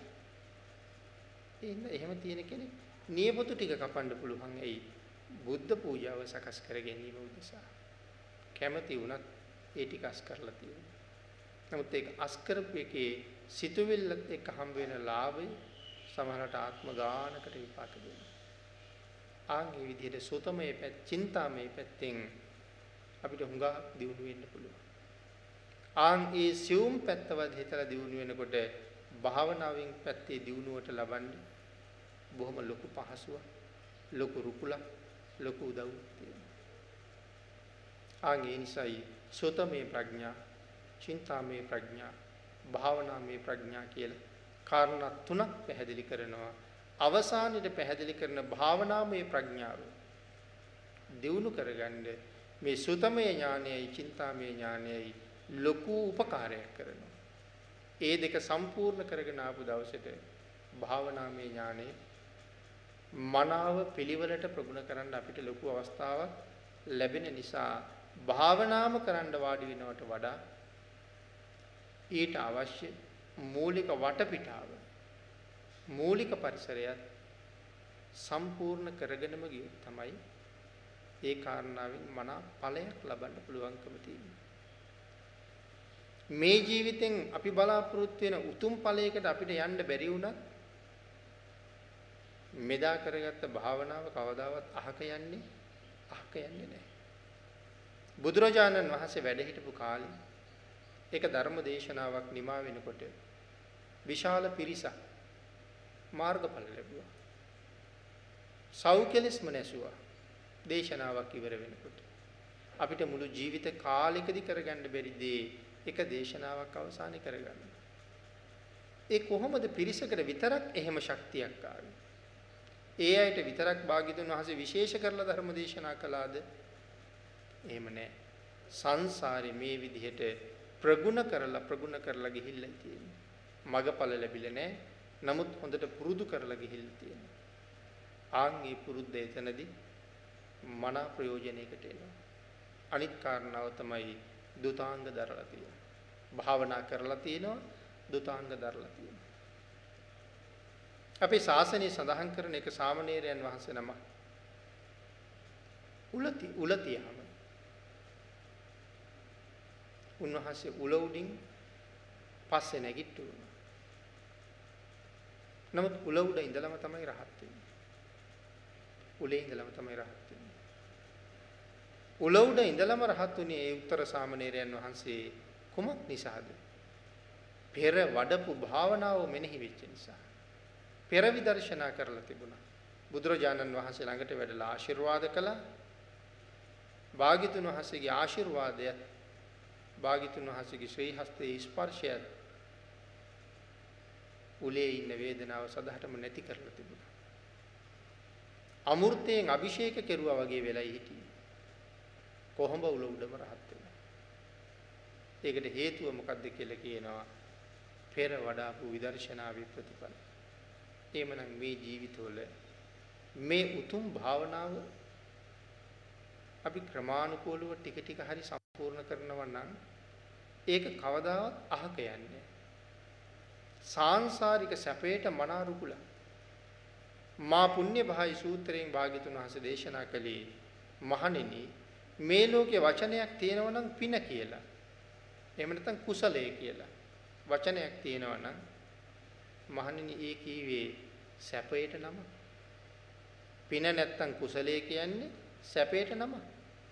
මහණෙනි යම් කෙනෙක් පින් රැස් කරන්න අප්‍රමාදී වෙනවා නම් කුසල් රැස් කරන්න අප්‍රමාදී වෙනවා නම් එහෙම දෙපාරක් කිව්වා කියලා පිනයි කුසලයයි කියන්නේ දෙකක් නෙමෙයි එකක්.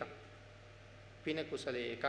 මේක රැස් කරන්න යමෙක් අප්‍රමාදී වෙනවා නම් ඔහු මොනවද මේ අප්‍රමාදීව රැස් කරන්නේ?